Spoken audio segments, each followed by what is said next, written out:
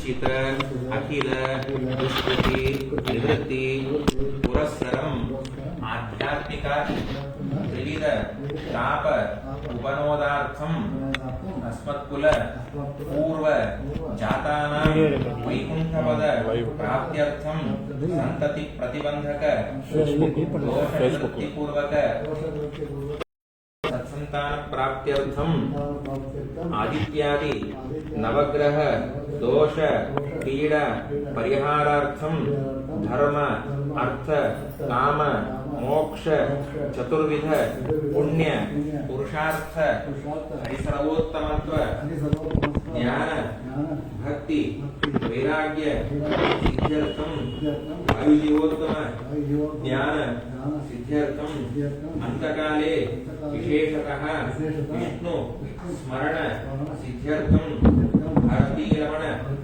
मुख्य प्राणांतर्गत रुक्मिणी सत्यभामा समेत गोपालकृष्ण प्रेरणया गोपालकृष्ण प्रीत्यर्थम क्षेत्रमूर्ति पार्थसारथि अभिन्न लक्ष्मी नरसिंह प्रीत्यर्थम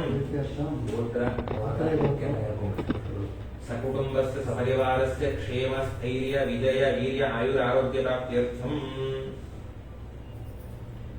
शुकरूपिणः वदनारविन्दात् श्रीकृष्ण वाङ्मयमूर्ति रूपं श्रीमद् भागवत तथा श्रोत्र गण श्रवण पूर्वकं यथाशक्ति यथाज्ञप्ति यथा वैभवम् आचार्य मुखेन श्रोष्यामि।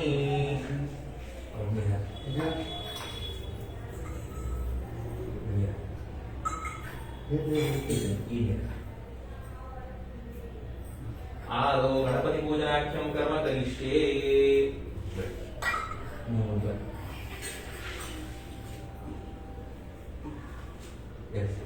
ओम गणानां त्वा गणपतिं हवामहे कविं कवीनाम् उपश्रवस्तमं ज्येष्ठराजं ब्रह्मणां ब्रह्मणस्पदः शृण्वन्नोतिभिस्सीदसादनं महागणपतये नमः। वक्रतुंड महाकाय सूर्यकोटि समप्रभा निर्विघ्नं कुरु देव सर्वकार्येषु सर्वदा। भूगणपतिम् आवाहयामि भुवः गणपतिम् आवाहयामि भूर्भुवस्वः गणपतिम् आवाहयामि। कलशस्य मुखे विष्णु कंठे रुद्रसमाश्रितः मध्ये मूलघटितो ब्रह्मः मध्ये वाग्गणास्पदाः।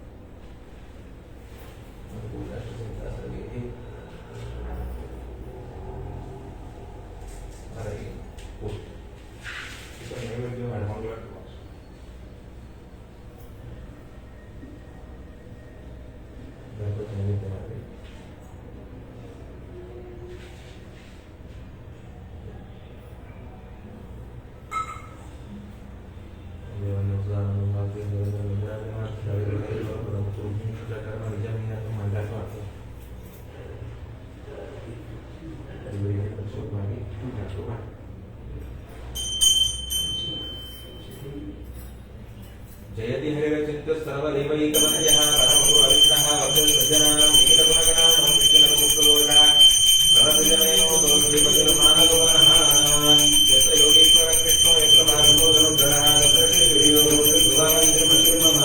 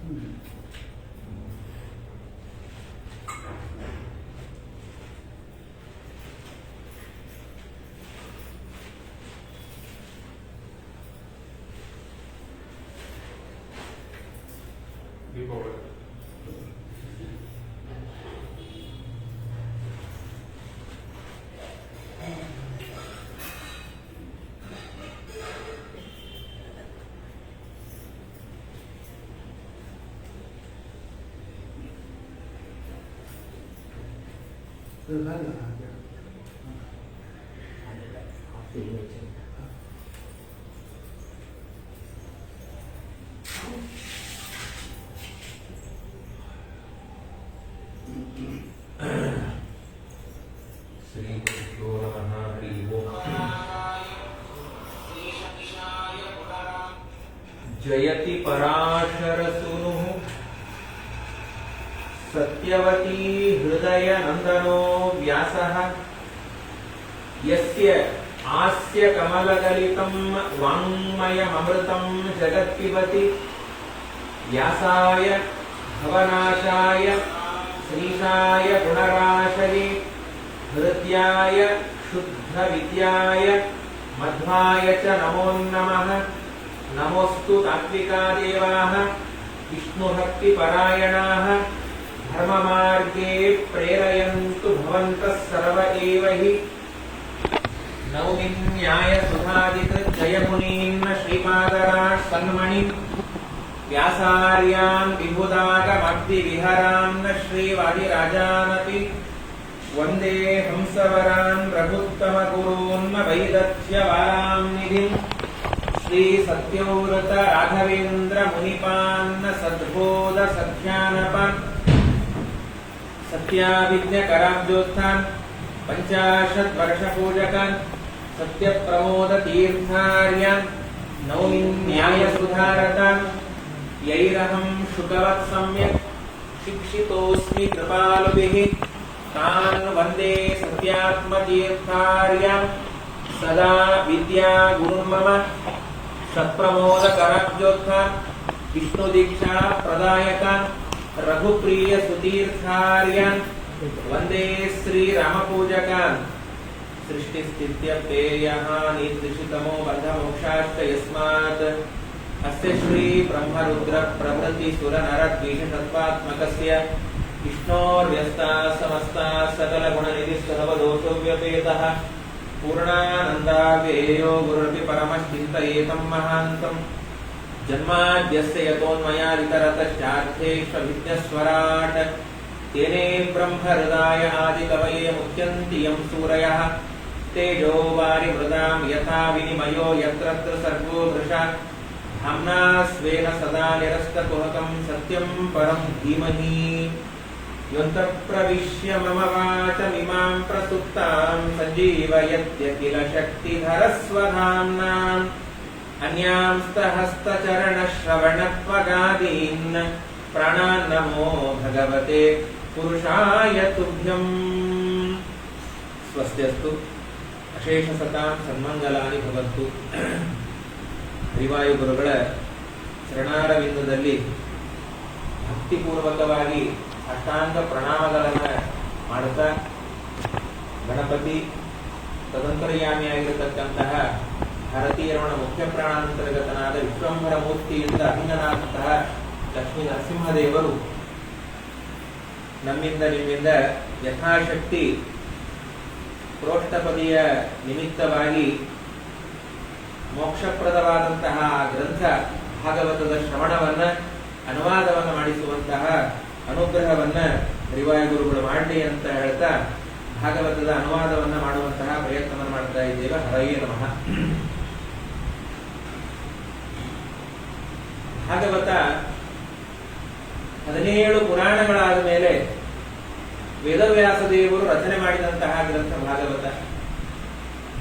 ಪದ್ಮಪುರಾಣ, ಸ್ಕಾಂದ ಪುರಾಣದಲ್ಲಿ ವಿಸ್ತಾರವಾಗಿ ಭಾಗವತದ ಮಹಿಮೆಯನ್ನು ಹೇಳ್ತಾರೆ. ಮೊದಲಿಗೆ ಭಾಗವತದ ಮಹಿಮೆ ಅಂದ್ರೆ ಕೇವಲ ಶ್ರೀಮದ್ ಭಾಗವತ ಅಂತ ಹೆಸರು ಹೇಳಿದ್ರೆ ಏನು ಪುಣ್ಯ ಬರುತ್ತೆ ಅಂತ ಹೇಳ್ತಾರೆ.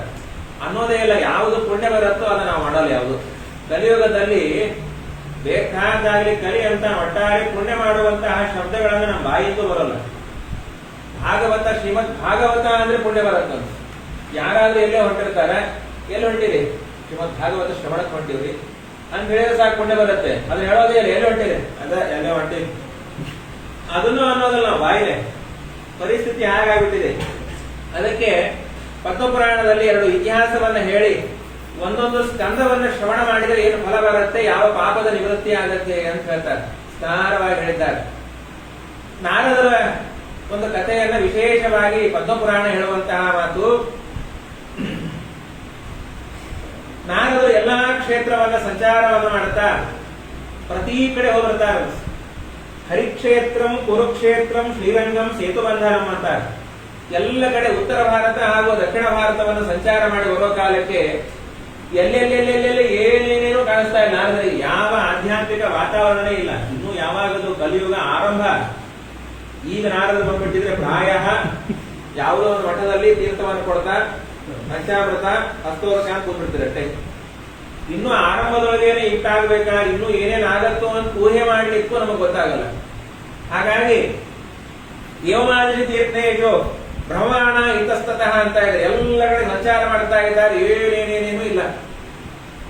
ಈಗ ಒಂದು ಕಡೆ ನೋಡೋ ಕಾಲಕ್ಕೆ 18 ವರ್ಷ ತರುಣಿ, 2 ಮಕ್ಕಳು ಮಾತ್ರ 99+. ಇದು ಲೋಕದಲ್ಲಿ ವಿಡಂಬನೆ. ಇದು ಯಾವಾಗಲೂ ಲೋಕದಲ್ಲಿ ತಾಯಿ ವಯಸ್ಸಾಗಿರುತ್ತೆ, ಮಕ್ಕಳು ಹೆಂಗಾಗಿರ್ತಾರೆ. ಆದ್ರೆ ಆಧ್ಯಾತ್ಮಿಕ ಪ್ರಪಂಚದಲ್ಲಿ ಏನಾಗ್ಬಿಟ್ಟಿದೆ ಅಂದ್ರೆ ತಾಯಿ ಮಾತ್ರ ಹೆಂಗು, ಮಕ್ಕಳು ಮಾತ್ರ 99+. ನಾನು ನೋಡೋ ಕಾಲಕ್ಕೆ ಯಾರಮ್ಮ ನೀನು, ಈಗ್ಯಾಕ ಸ್ವಾಮಿ ನಮ್ಮ ಹೆಸರು ಭಕ್ತಿ ದೇವಿ, ಅಹಂ ಭಕ್ತಿ ರೀತಿ ಖ್ಯಾತಃ, ಭಕ್ತಿ ಅಂತ ಪ್ರಸಿದ್ಧಿಯಾಗಿನಿ. ಇವ್ರು ಯಾರು ನಿಮ್ಮ ಅಜ್ಜನ ತಾತನ ಅನ್ನೋದು. ಆದರೆ ಅಸಹ್ಯ ಮಾಡ್ಬೇಡ್ರಿ. ನನ್ನ ಮಕ್ಕಳು ಯಾರು ಅಂದ್ರು, ಒಬ್ರು ಜ್ಞಾನಾಚಾರ, ಒಬ್ರು ವೈರಾಗ್ಯಾಚಾರ. ಕಲಿಯುಗದಲ್ಲಿ ಅಲ್ಪ ಏನೇನೋ ಚೂರು ಪಾರು ಭಕ್ತಿ ಉಳಿದಿರುತ್ತೆ. ಜ್ಞಾನ ಮತ್ತು ವೈರಾಗ್ಯ ಏನೇನೋ ಇರೋಲ್ಲ. ಪದರಾಸ್ವಾಳ ಅಂತಾರಲ್ಲ, ನಮಗೂ ಜ್ಞಾನ ಭಕ್ತಿ ವೈರಾಗ್ಯ ಉಂಟು, ಸುಮ್ಮನೆ ಅನ್ಬೇಡ್ರಿ ನೀವು ಯಾರು. ನಾವು ಸಂಸಾರದ ಬಗ್ಗೆ ಜ್ಞಾನ ಅದ, ನಮ್ಮ ಮನೆಯವ್ರ ಬಗ್ಗೆ ಯಾವಾಗಲೂ ಭಕ್ತಿ. ಯಾಕಂದ್ರೆ ಅವ್ರ ಹೆಸರೇನೆ ಭಕ್ತಿ. ಅವ್ರು ಮುಂಜಾನೆ ಅದು ಕೂಡ ಭಕ್ತಿನೇ, ಏನೇನು ನೋಡಲ್ಲ ಅವರು, ಭಕ್ತಿ ಅಂತ ಶುರು ಮಾಡ್ತಾರೆ.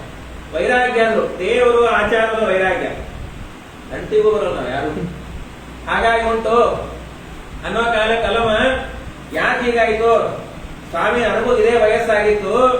ಆದ್ರೆ ವೃಂದಾವನಕ್ಕೆ ಹೋಗಿ ಆ ಕೃಷ್ಣ ಪರಮಾತ್ಮ ಅಡ್ಡಾಡಿದ ಜಾಗದಲ್ಲಿ ಆ ವೃಂದಾವನದ ಮಣ್ಣನ್ನ ಚೆನ್ನಾಗಿ ಹಾಕೊಂಡೆ, ಭಕ್ತಿಯನ್ನು ಒಳ್ಳೆ ಆಯ್ತು.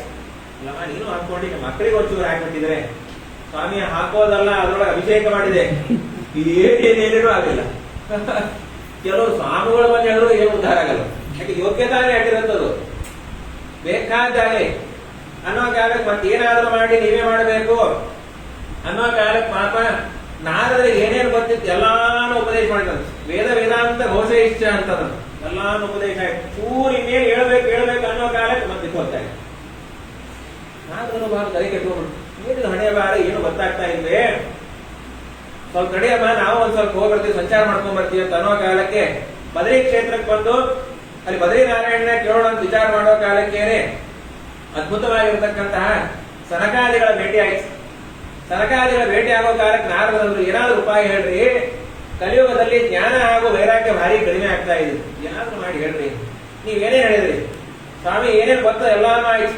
ಮಹಾಭಾರತ ಆಯ್ತು, ರಾಮಾಯಣ ಆಯ್ತು, ವೇದಗಳಾಯ್ತು, ವೇದಾಂಗ ಆಯ್ತು, 17 ಪುರಾಣ ಆಯ್ತು, ಭಾಗವತವನ್ನು ಹೇಳಿದ್ರ ಆಮೇಲೆ ಅದೇ ಹೇಳಿ. ಅದೇ ಮೇನಪ್ಪ, ಕಲಿಯುಗದಲ್ಲಿ ಜ್ಞಾನ ಭಕ್ತಿ ವೈರಾಗ್ಯಕ್ಕೆ ಮುಖ್ಯವಾದಂತಹ ಸಾಧಕವಾದ ಗ್ರಂಥ ಅಂದ್ರೆ ಭಾಗವತ.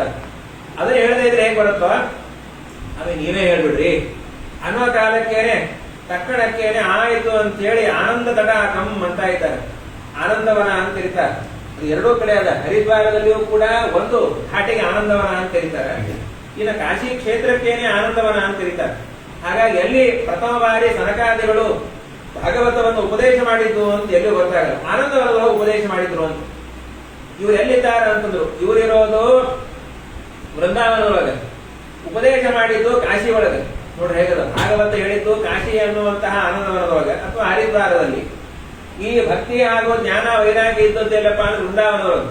ಇಲ್ಲಿ ಅದ್ಭುತವಾಗಿ ಉಪದೇಶ ಮಾಡೋ ಕಾಲಕ್ಕೇನೆ ಎದ್ದು ಓಡ್ತಾ ಹೋದ್ರ ಅದ್ಭುತವಾಗಿರ್ತಕ್ಕಂತಹ ಭಕ್ತಿ ಸುತೋತೋ ತರುಣೋ ಗೃಹೀತ್ವ ಪ್ರೇಮೈಕ ರೂಪ ಸಹಸಾ ವಿರಾಸಿ ಶ್ರೀಕೃಷ್ಣ ಗೋವಿಂದ ಹರೇ ಮುರಾರೇ ನಾದೇತಿ ನಾಮಾನಿ ಮುಹುರ್ಮುದಂತಿ.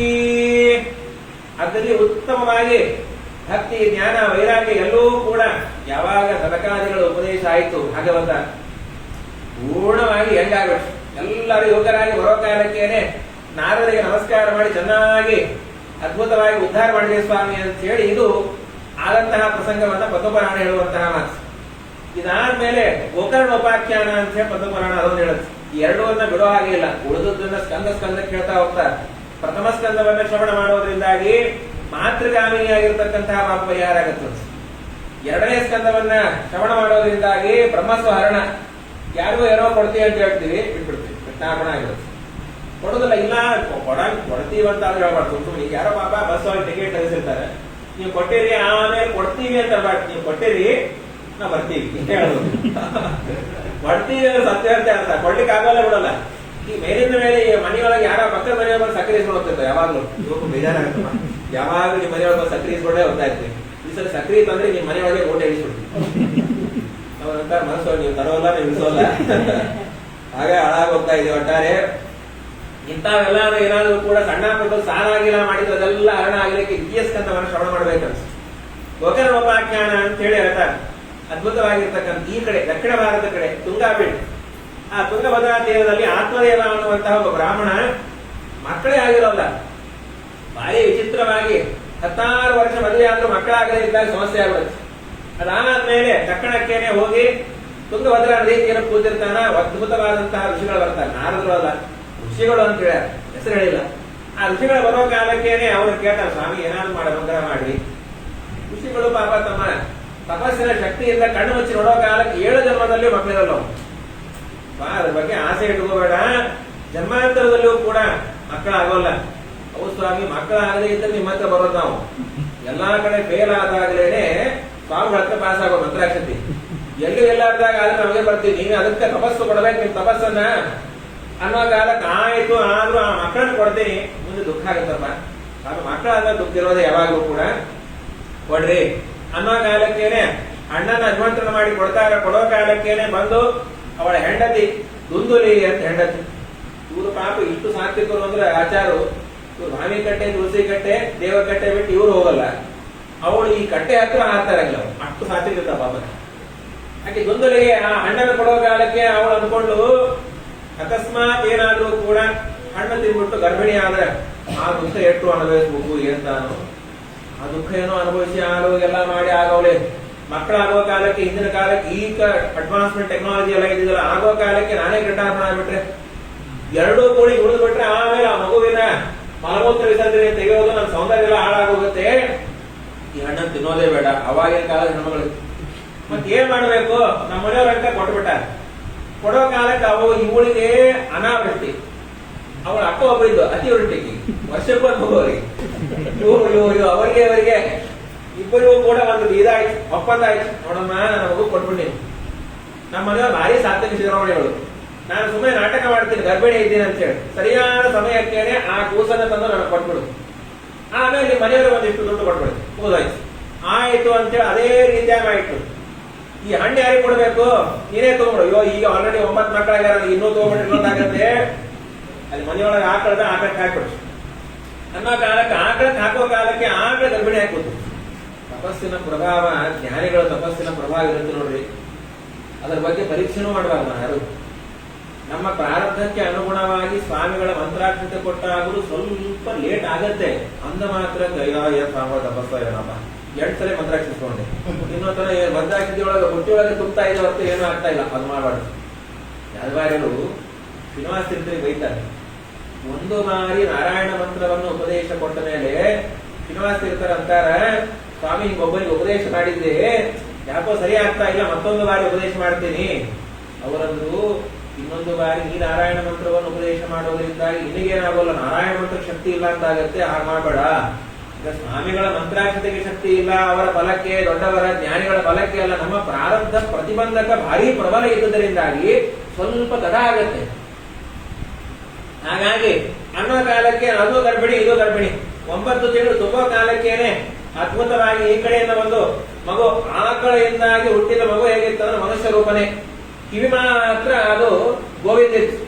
ತಪಸ್ಸು ಮಾಡಿದ ಫಲ ಹೇಗಿತ್ತು ಅಂದ್ರೆ ಒಳ್ಳೆ ಯೋಗ್ಯವಾದ ಮನುಷ್ಯ ಸಂತಾನ ಆಗಲಿ ಅಂತ ಕೊಟ್ಟದ್ದು. ಆದ್ರೆ ಜಾತಿಗೆ ಅನುಸಾರವಾಗಿ ಅದು ಬಿಡೋ ಹಾಗಿಲ್ಲ. ದೇವರು ಹೇಗೆ ಸೃಷ್ಟಿ ಮಾಡ್ತಾನೆ. ಕಿವಿ ಮಾತ್ರ ಗೋವಿಂದ ಮಾಡಿದ, ವಿರೋಧ ದೇಹ ಎಲ್ಲಾನು ಮನುಷ್ಯರು. ಇದು ಯಾವಾಗಲೂ ಸಂಧ್ಯಾ ವಂದನೆ ಬ್ರಹ್ಮಕಾರ್ಯ ಅಗ್ನಿಕಾರ್ಯ ಇದು ಅವ್ರು ಏನೇನು ಇರೋದು. ಹುಟ್ಟಿದಾಗಿದೆ ಯಾವಾಗಲೂ ಅವ್ರ ತಾಯಿ ಬೈತಾ ಇದ್ದು, ನಿಮ್ಮ ಅಪ್ಪನಾಗಬೇಡ, ನಿಮ್ಮ ಅಪ್ಪನಾಗಬೇಡ.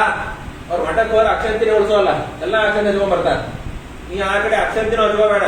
ನೋಡ್ರಿ, ಮೊದಲಿಗೇನೆ ತಾಯಿ ಕೊಡುವಂತಹ ಸಂಸ್ಕಾರ ಮಕ್ಕಳಿಗೆ ಮೊದಲಿಗೆ ಬಿಡೋ ಪೀಠಿಕೆ, ತಂದೆ ಆಮೇಲೆ. ಯಾಕಂದ್ರೆ 9 ತಿಂಗಳು ಮೊದಲಿಗೆ ತಾಯಿಯಲ್ಲಿ ಆ ಸಂಸ್ಕಾರ ಕೂತಿರುತ್ತೆ, ಜೀನ್ಸ್. ಹಾಗಾಗಿ ಇದು ಮಗು ಆ ತಾಯಿಯ ಮಾತನ್ನು ಕೇಳಿ ಕೇಳಿ ಕೇಳಿ ಅದೇ ಸಂಸ್ಕಾರ ಆಯ್ತು, ಏನೇನೋ ಬೇಕಾಗಿಲ್ಲ. ಇದು ಮಾತ್ರ ಅದ್ಭುತವಾಗಿ ಇದಕ್ಕೆ ಗೋಕರ್ಣ ಅಂತ ಹೆಸರಿಟ್ಟು, ಅದಕ್ಕೇನಾದ್ರೂ ಹೆಸರಿಡಬೇಕಲ್ಲ. ನಾನು ದುಂದುಲೆ, ಅದು ದುಂದುಕಾರಿ, ಏನು ಆಪತ್ಕಾರಿ ಇದ್ದಾಗಿದೆ.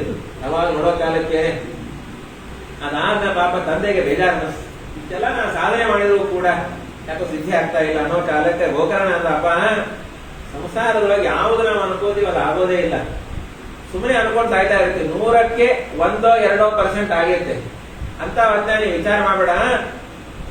ದೇವರ ಧ್ಯಾನವನ್ನು ಮಾಡು. ಕೊನೆಯ ಕಾಲದಲ್ಲಿ ದೇವರ ಧ್ಯಾನವನ್ನು ಮಾಡಬೇಕು. ವಯಸ್ಸಾಗ್ತಾ ಇದೆ, ಹರಿದ್ವಾರಕ್ಕೆ ಹೋಗಿ ದಶಮಸ್ಕಂದವನ್ನ ಪಾರಾಯಣ ಮಾಡ್ತಾ ಅಂತ ಇರೋ ಸಂಸಾರ ಇದ್ದದ್ದೇ ಅಪ್ಪ ಹೊರಟೋದ.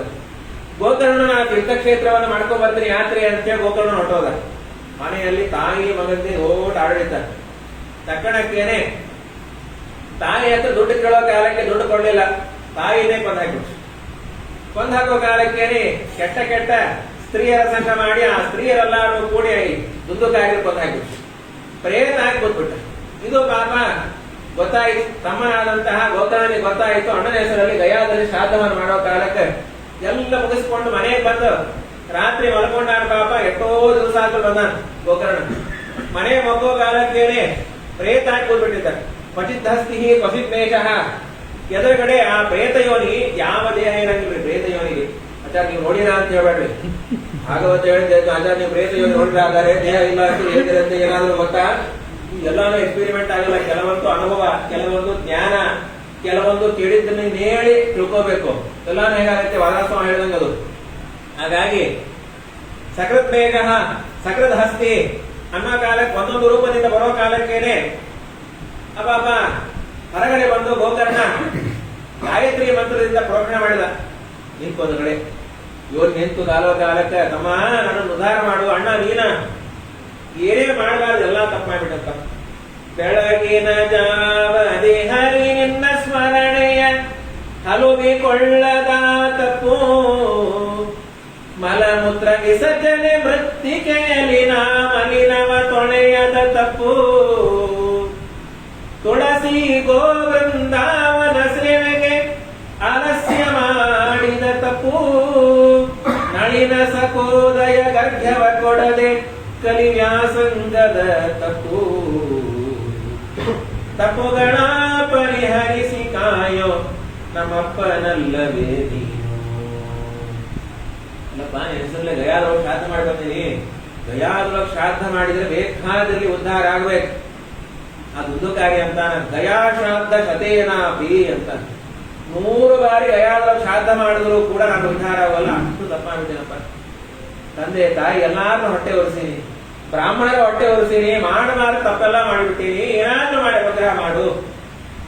ಚೆನ್ನಾಗಿ ಪ್ರಾರ್ಥನೆ ಮಾಡೋ ಕಾಲಕ್ಕೇನೆ ಗೋಕರ್ಣ ಅಂದ ಆಯ್ತಣ್ಣ ವಿಚಾರ ಮಾಡ್ತೀನಿ ಅನ್ನೋ ಕಾಲಕ್ಕೆ ಬೆಳಗ್ಗೆ ಪ್ರಾತಃ ಕಾಲದಲ್ಲಿ ಸೂರ್ಯೋದಯ ಆಗೋ ಕಾಲಕ್ಕೆ ತುಂಗಭದ್ರಾ ತೀರಕ್ಕೂ ಗಾಯತ್ರಿ ಮಂತ್ರದಿಂದಾಗಿ ಗಾಯತ್ರಿ ನಾಮಕರಾದಂತಹ ಭಗವಂತನ ಉಪಾಸನೆ ಮಾಡೋ ಕಾಲಕ್ಕೇನೆ ಸೂರ್ಯ ಮಂಡಲದಿಂದ ಉಪದೇಶ ಬಂತು.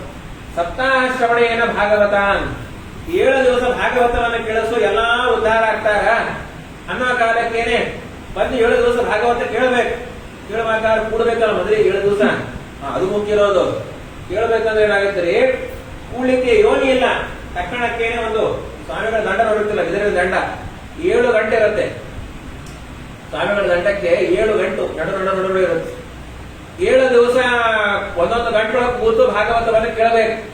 ಇದನ್ನ ಮಾಡಿ ಆ ಎಲ್ಲ ಆವಾಹನ ಮಂತ್ರಗಳನ್ನ ಬೇಕು. ಗರುಡ ಪ್ರಾಣದೊಳಗೆ ಆವಾಹನೆ ಮಾಡೋ ಪ್ರೇತಶೀಲ ಅಂತ ಇರ್ತದೆ. 10 ದಿವಸ ಇಟ್ಟಿರ್ತೀವಿ ನೋಡ್ರಿ ಪ್ರೇತಶೀಲ ಒಳಗೆ ಆವಾಹನ ಮಾಡಿ ಆಮೇಲೆ ಧರ್ಮೋದಕ ಕೊಟ್ಟ ಮೇಲೆ ಆಮೇಲೆ ಒಂದು ಶರೀರ ಅದು. ಹಾಗೆ ಆವಾಹನವನ್ನು ಮಾಡಿ ಒಳಗಡೆ ಕೂಡಿಸಿ ಇಡೋ ಕಾಲಕ್ಕೇನೆ ಒಂದೊಂದು ದಿವಸ ಶ್ರವಣ ಮಾಡೋ ಕಾಲಕ್ಕೆ ಒಂದೊಂದು ಗಂಟೆ ಹೊಡಿತಾ ಇತ್ತು.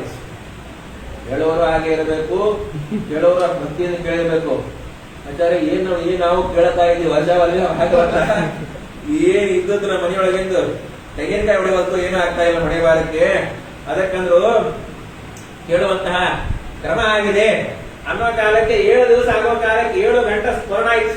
ದಿವ್ಯವಾದ ರೂಪ ಬಂತು. ದೇವತೆಗಳ ಬಂದು ಕರ್ಕೊಂಡು ಹೋಗೋ ಕಾಲಕ್ಕೆ ಕೇವಲ ತುದುಕಾಯಿ ಮಾತ್ರ ಕೇಳಿದ್ದಿಲ್ಲ, ಎಲ್ಲ ಆಡಿಯನ್ಸ್ ಇದ್ರು. ಅವರು ಹೊಟ್ಬಿಟ್ರು. ಸ್ವಾಮಿ ನಾವು ಹೊಟ್ಬಿಡ್ತೀವಿ, ನಮಗೂ ವೈರಾಗ್ಯ ಬಂದ್ರು. ಯಾಕಪ್ಪ, ಅದೇ ಮನೆ, ಅದೇ ಮಕ್ಕಳು, ಅದೇ ಹೆಂಡತಿ, ಅದೇ ಸಂಸಾರ. ಈ ದಿವಸಕ್ಕೊಂದು ಚೇಂಜ್ ಆಗಿ ಬರುತ್ತಾ ಅದು? ಅದೇ ಅಡಿಗೆ ಅದೇ ಊಟ ಅಂದ್ರೆ ಚೇಂಜ್ ಮಾಡ್ಬೋದಪ್ಪ, ಅದೇ ಸೀರಿಯಲ್ ಚೇಂಜ್ ಮಾಡ್ಬೋದು, ಅದೇ ಮಕ್ಕಳು, ಅದೇ ಮನೆ, ಅದೇ ಹೆಂಡತಿ. ನೀವೇನು ನೀವೆಲ್ಲ ಆಗೋಲ್ಲ. ನೀವು ಇನ್ನೊಂದು ಬಾರಿ ಭಾಗವತವನ್ನು ಕೇಳ್ರಿ. ಅವನು ಕೇಳಿದ್ದು ಬೇರೆ. ಅವನು ಉಪವಾಸ ಇದ್ದು ಕೇಳಿದ್ದನ್ನ ಮತ್ತೆ ಮನನ ಮಾಡಿದ. ಮರಣ ಮಾಡಿದ್ದನ್ನ ಧ್ಯಾನ ಮಾಡಿದ, ಇಷ್ಟೆಲ್ಲ ಮಾಡಿದಾಗ ಉದ್ಧಾರ ಆಗ್ತೀವಿ. ಆಗ ಮತ್ತೊಂದು ಬಾರಿ ಕೇಳಿ ಅಂತ ಹೇಳಿ ಕೇಳಿದಾಗ ಅವರು ಉದ್ಧಾರ ಆದ್ರು ಅಂತ ಹೇಳಿ ಹೀಗೆ ಭಾಗವತವನ್ನ ಕೇಳುವಂತಹ ಕ್ರಮ ಅನ್ನುವಂತಹ ಮಾತನ್ನು ಹೇಳ್ತಾ ಇದ್ದಾರೆ.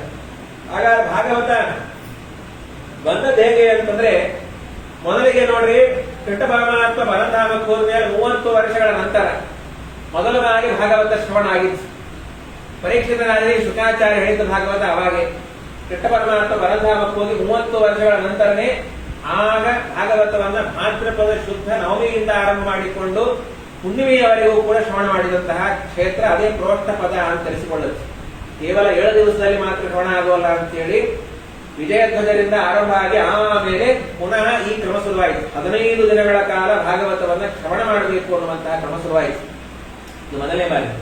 ಎರಡನೇ ಬಾರಿ ಶ್ರವಣ ಆಗಿದ್ದು ಯಾವಾಗಾದ್ರೆ ಕಲಿಯುಗ ಆರಂಭ ಆಗಿ 230 ವರ್ಷ ಅದಾದ್ಮೇಲೆ ಆದಂತಹ ಯಾವ್ದಪ್ಪ ಅಂದ್ರೆ ಗೋಕರ್ಣ ಕಥೆಯನ್ನು ಕೇಳಿಲ್ಲ, ಇದೆ ಕಲಿಯುಗ ಆರಂಭ ಆದ್ಮೇಲೆ 230 ವರ್ಷಕ್ಕೆ ಆಷಾಢ ಶುದ್ಧ ನವಮಿಯಿಂದ ಆರಂಭ ಮಾಡಿಕೊಂಡು ಆಷಾಢ ಶುದ್ಧ ಹುಣ್ಣಿಮೆಯವರೆಗೂ ಕೂಡ ಈ ಕಥಾನಕ ಶ್ರವಣ ಆಯಿತು ಅಂತ.